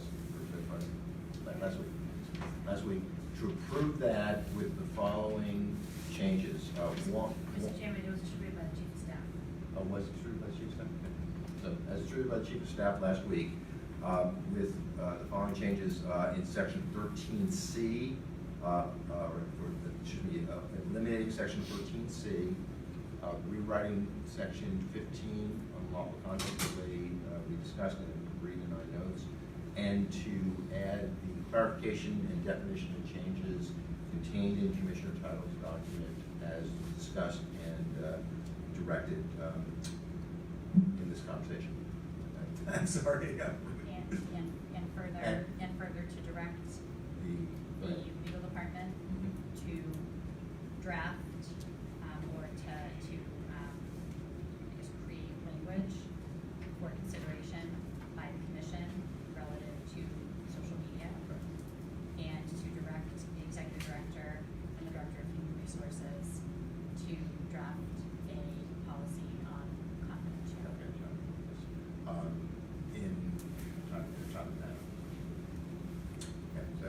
I could repeat that if necessary, but I prefer not to. So if that motion is well enough established in the record, then I would like to ask for a motion to approve or motion to approve that. So moved. Can I have a second? Second. All in favor? Aye. Let the record show the commission unanimously approved that. I really do want to thank each of the commissioners and general counsel, and did we lose Paul? And our associate general counsel, thank you very much. That was a necessary, challenging, but very important conversation, and I think it was constructive, and I just wanted to thank my fellow commissioners for the way it was conducted. Mr. Chairman, just a point of information, we have 20 minutes. Yeah, no, I understand that. So I'm done thanking people, but I'll thank you for that update. There is one last agenda item, and that is the public hearings and public comments that were received on the medical marijuana regulations with respect to the transition. There's two ways to do this, and I'm going to put both on the table. If there are any, first of all, if there are any questions or clarifications about comments, we're going to have to have those raised and answered by the appropriate staff members. My hope is that we can confine the conversation to the draft regulations that were developed and discussed at our last meeting. And if there are any changes that people would suggest from technical nature or definitional nature to those draft regulations. To the extent that there are substantive issues that were not in those draft regulations, that's going to be a complicated conversation, and we can have it now, but I'd like to start at least with are there any questions about the public hearings or the public comment period, and any comments or requested changes to the draft regulations that were circulated last week or several weeks ago. I will make a personal statement here, which is that we've kind of talked about a lift and shift to bring the medical marijuana program over from DPH to ourselves by December 31st under statutory requirement. I personally believe that is the right thing to do from a standpoint of minimizing disruption or risk to patients. I went to both public hearings in Springfield and Boston earlier this week. I absolutely recognize that there are some substantial concerns that people have expressed with the regulations around the medical marijuana program, and I am absolutely committed to address them. We need to bring the staff over. We need to learn from the staff of DPH that will become part of our commission. We need to see how the program works. We need to hear and work with people that have experienced this program and raised issues. I am absolutely committed to do that. I'm absolutely committed to do that in a relatively quick time frame with an appropriate regulatory timeline in terms of draft regulations, and public hearings, and public comments, and final regulations. I do not believe it is desirable or feasible to do that prior to December 31st. I just don't see how that can happen. And so my hope is we can make sure we're comfortable with the draft regulations that are required to bring the program over by December 31st and commit to a process and a timeline to address some more substantive issues with the program. So depending on whether people agree with me or not, it's either going to be something we can do in 20 minutes or something we can't do in 20 minutes. But anyway, I'll open it now to the other commissioners for your thoughts on either questions about the comments or suggestions with respect to the regulations. Commissioner Doyle, whatever you want to say. Wow. Okay. Wow. I actually need clarification as to what you were asking of us. Yeah. Are you asking us to vote on the draft regulations No, right now? no, I'm asking for any comments, questions, or guidance to give to general counsel about those draft regulations so that at a subsequent meetings, probably 2 meetings from now, which would be, if my dates are correct, the 29th of November, Sean, is that correct? To vote on the 29th of November. Oh.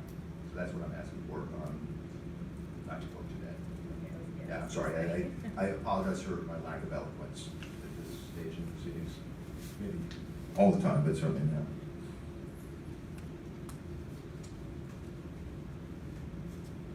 Commissioner Flanagan?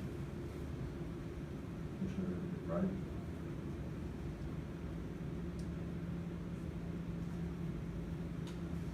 Having looked at the comments that we received publicly and Right. having also attended both hearings, I believe that there are some significant substantive changes that need to be made to these regulations.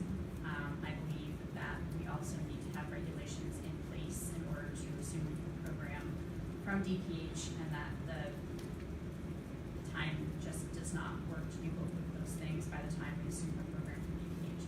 So I agree with your proposal.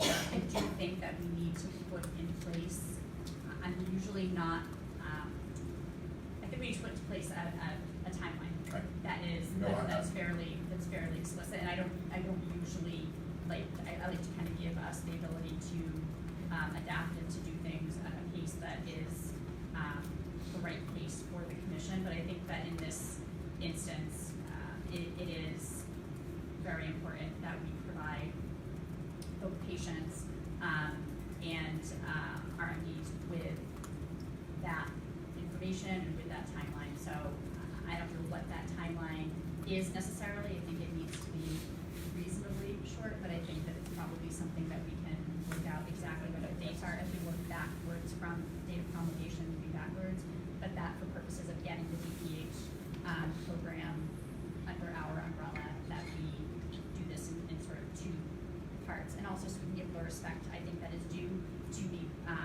very good and substantive comments that we received at those hearings and in writing. We need to give them their due. Big bang timelines. You comfortable with what I'm proposing, with Commissioner Pratt just articulated, or do you have any concerns? I agree with both of you. I think we need to have a very substantive conversation.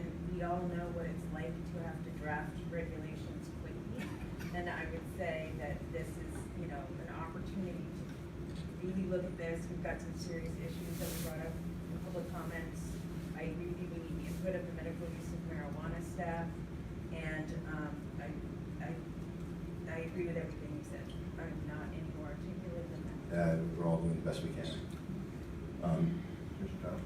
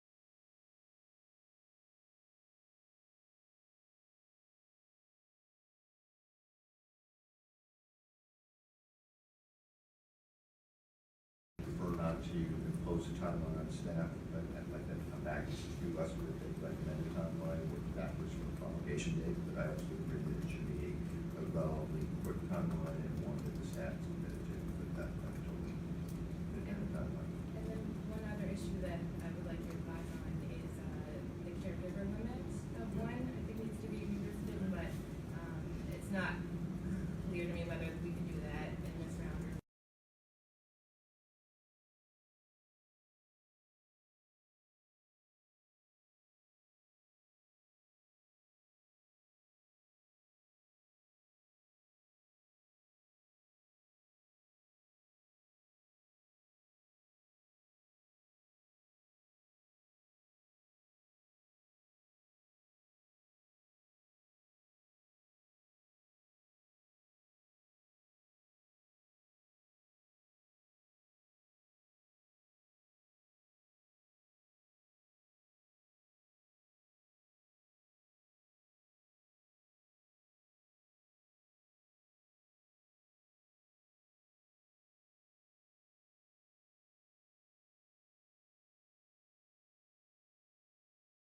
The commercial side, but I really want to start to think about public education, as it pertains to both sides. Right, thank you, Mark. If I could respond to Commissioner Title, first of all, I agree with the timeline, so just personally, I think that's exactly right. On the other three things you mentioned, which are caregiver limits, temporary registration, and waiving of patient fees, I will tell you my personal opinion is I agree with all of them.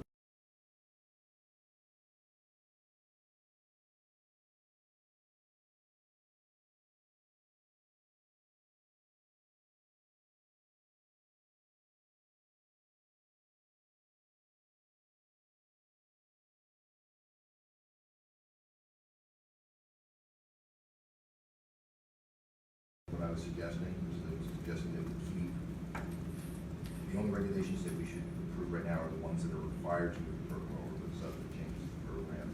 I believe should be part of the timeline process that we just talked about. And these are, in my opinion, while I agree with them, they're very substantive changes, not least of which is, the Department of Public Health has a budget for fiscal 19 that they developed, not us, that hopefully, with a little bit of luck and hard work, we're going to get the second half of that to cover cost of running for the second half. That does not include waiving patient fees. We don't have the money unless we go back in. We have to go back into supplemental appropriation, which I'm happy to do if the office is ready to do. But we can't approve that regulation. We don't have the money to approve that regulation right now. And I'm not arguing against it. I think it's the right thing to do. I'm saying these are pretty important substantive issues that I think we should do according to the timeline we requested, not in this relatively short 2-week period. We don't have time to do public hearings about these. We don't have time to public comments about these. We don't have draft regulations. I don't know how we can approve final regulations without doing draft regulations and public hearings. The regulations that we just had public hearings about did not cover the topics that we just went through. So I'm not disagreeing with any of your objectives. I completely support them personally. So in terms of the temporary registration, I wasn't suggesting that we implement that system immediately. I was suggesting that we commit in our regulations to implementing that system with the timeline. That's clarification. I'm not sure. I was thinking about how I think about that, but I appreciate the clarification. What about the other two about caregiver limits and patient fees? If people aren't prepared to have the caregiver limit discussion now, I can understand that. The fees, I'm not sure there's anything I can say. We all heard the same comments. What if that comes from the commissioners? I agree with considering all of these and more. Yeah, and more. And I'd like to be able to do that thoughtfully and give it the consideration in terms of language that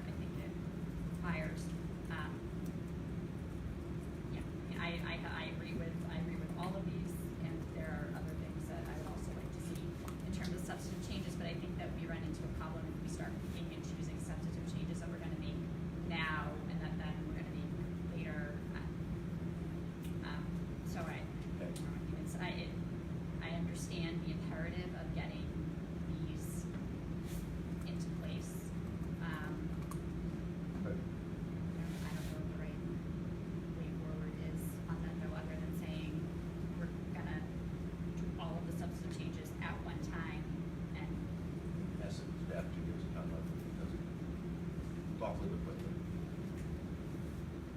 Commissioner Flanagan?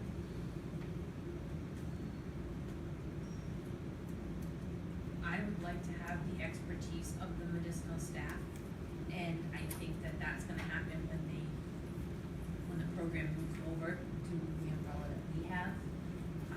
And so I'm comfortable having these conversations, like Commissioner McBride said, in a thoughtful way, and just, I don't think that can be done before the program moves. And I really, again, I come from the side of, I don't wanna do it twice. I wanna get it done right the first time. I think people have, they need to understand that we wanna get this done right, and criticisms have come already for the past year, and it's gonna be what it's gonna be. I just really think that these are gonna be major changes, and, you know, we have a budget cycle, we are going to have to think about what happens when money moves and who's in control of it. It's just gonna be much more involved than simply saying, okay, let's wipe out fees, or let's do another awareness campaign, or let's do all these things, and I think we need some time. By the way, I'm committed to work with the executive director and my fellow commissioners, US staff, to get the budget to do things like waiver fees, public relations, and gotta work them. But I just wanna make sure there's no misunderstanding. I'm hoping to work with that. Those kind of fun there. But with respect to that, and I, again, I'm not the cynic, but I am the cynic. There's a budget process now. We've gotten our shot at the apple. We got our requirement, we got the money that when we were a startup and we needed extra money, the legislature came back and they gave it to us, and, you know, just the other day when the governor signed this up, we have the $2 million for the awareness campaign.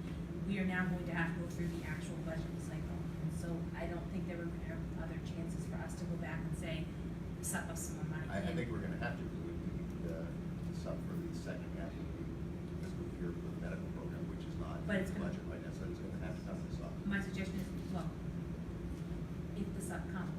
Well, we can. So that's what I'm saying, like, Exactly. I don't want people to think that this is gonna be very easy to do, and that's why I'm saying a thoughtful manner is the realistic way to go, because we don't know if there's going to be a supplemental budget. They don't come all the time. It depends on what's in front of the legislature, and this, I can tell you with certainty, you can't rely on that. They just did the closeout sub. It's November. So I think being thoughtful and being, realizing what limitations we have in front of us is what needs to be part of the conversation.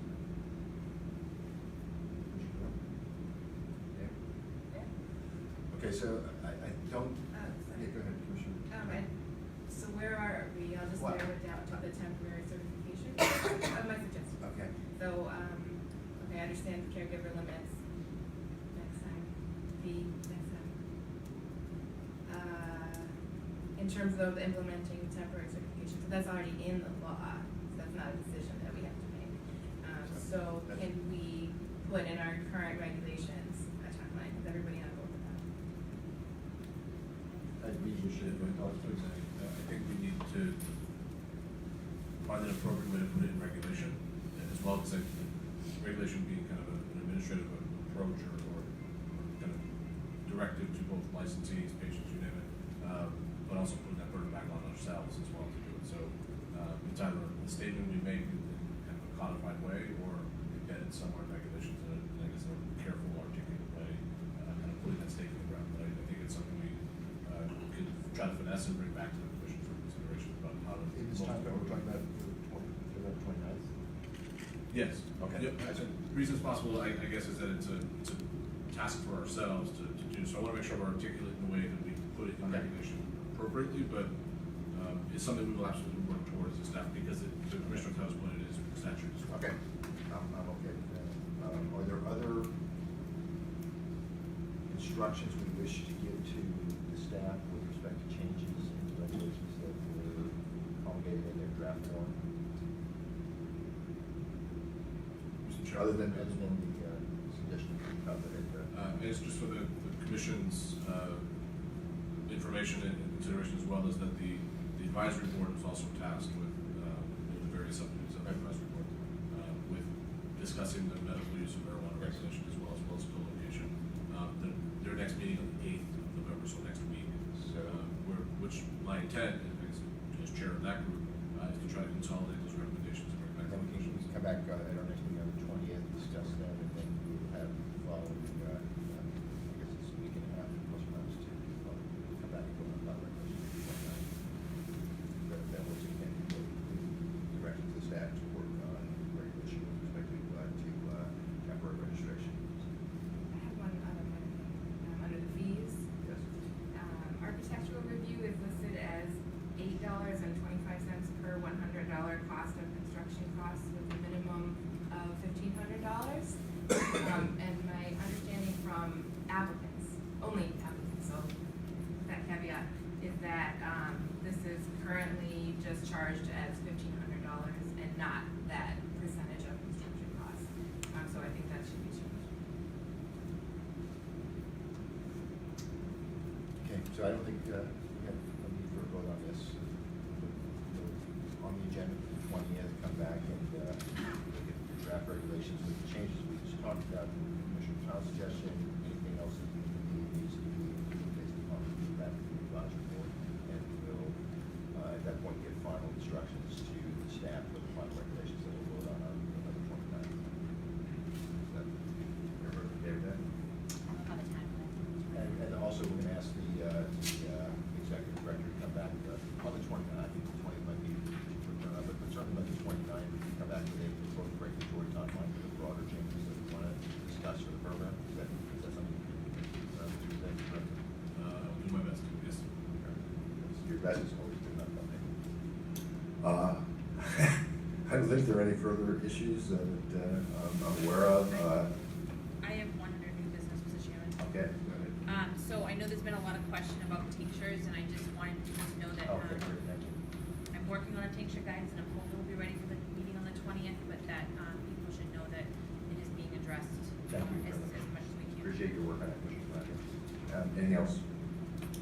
Okay, we had a possibility of having a second meeting if we weren't able to do our agenda today. I think we have to do our agenda today. So the next regularly scheduled meeting is Tuesday, November 20th, as I mentioned, 1 p.m. here at the Health Policy Commission. My thanks to everybody in the audience and certainly the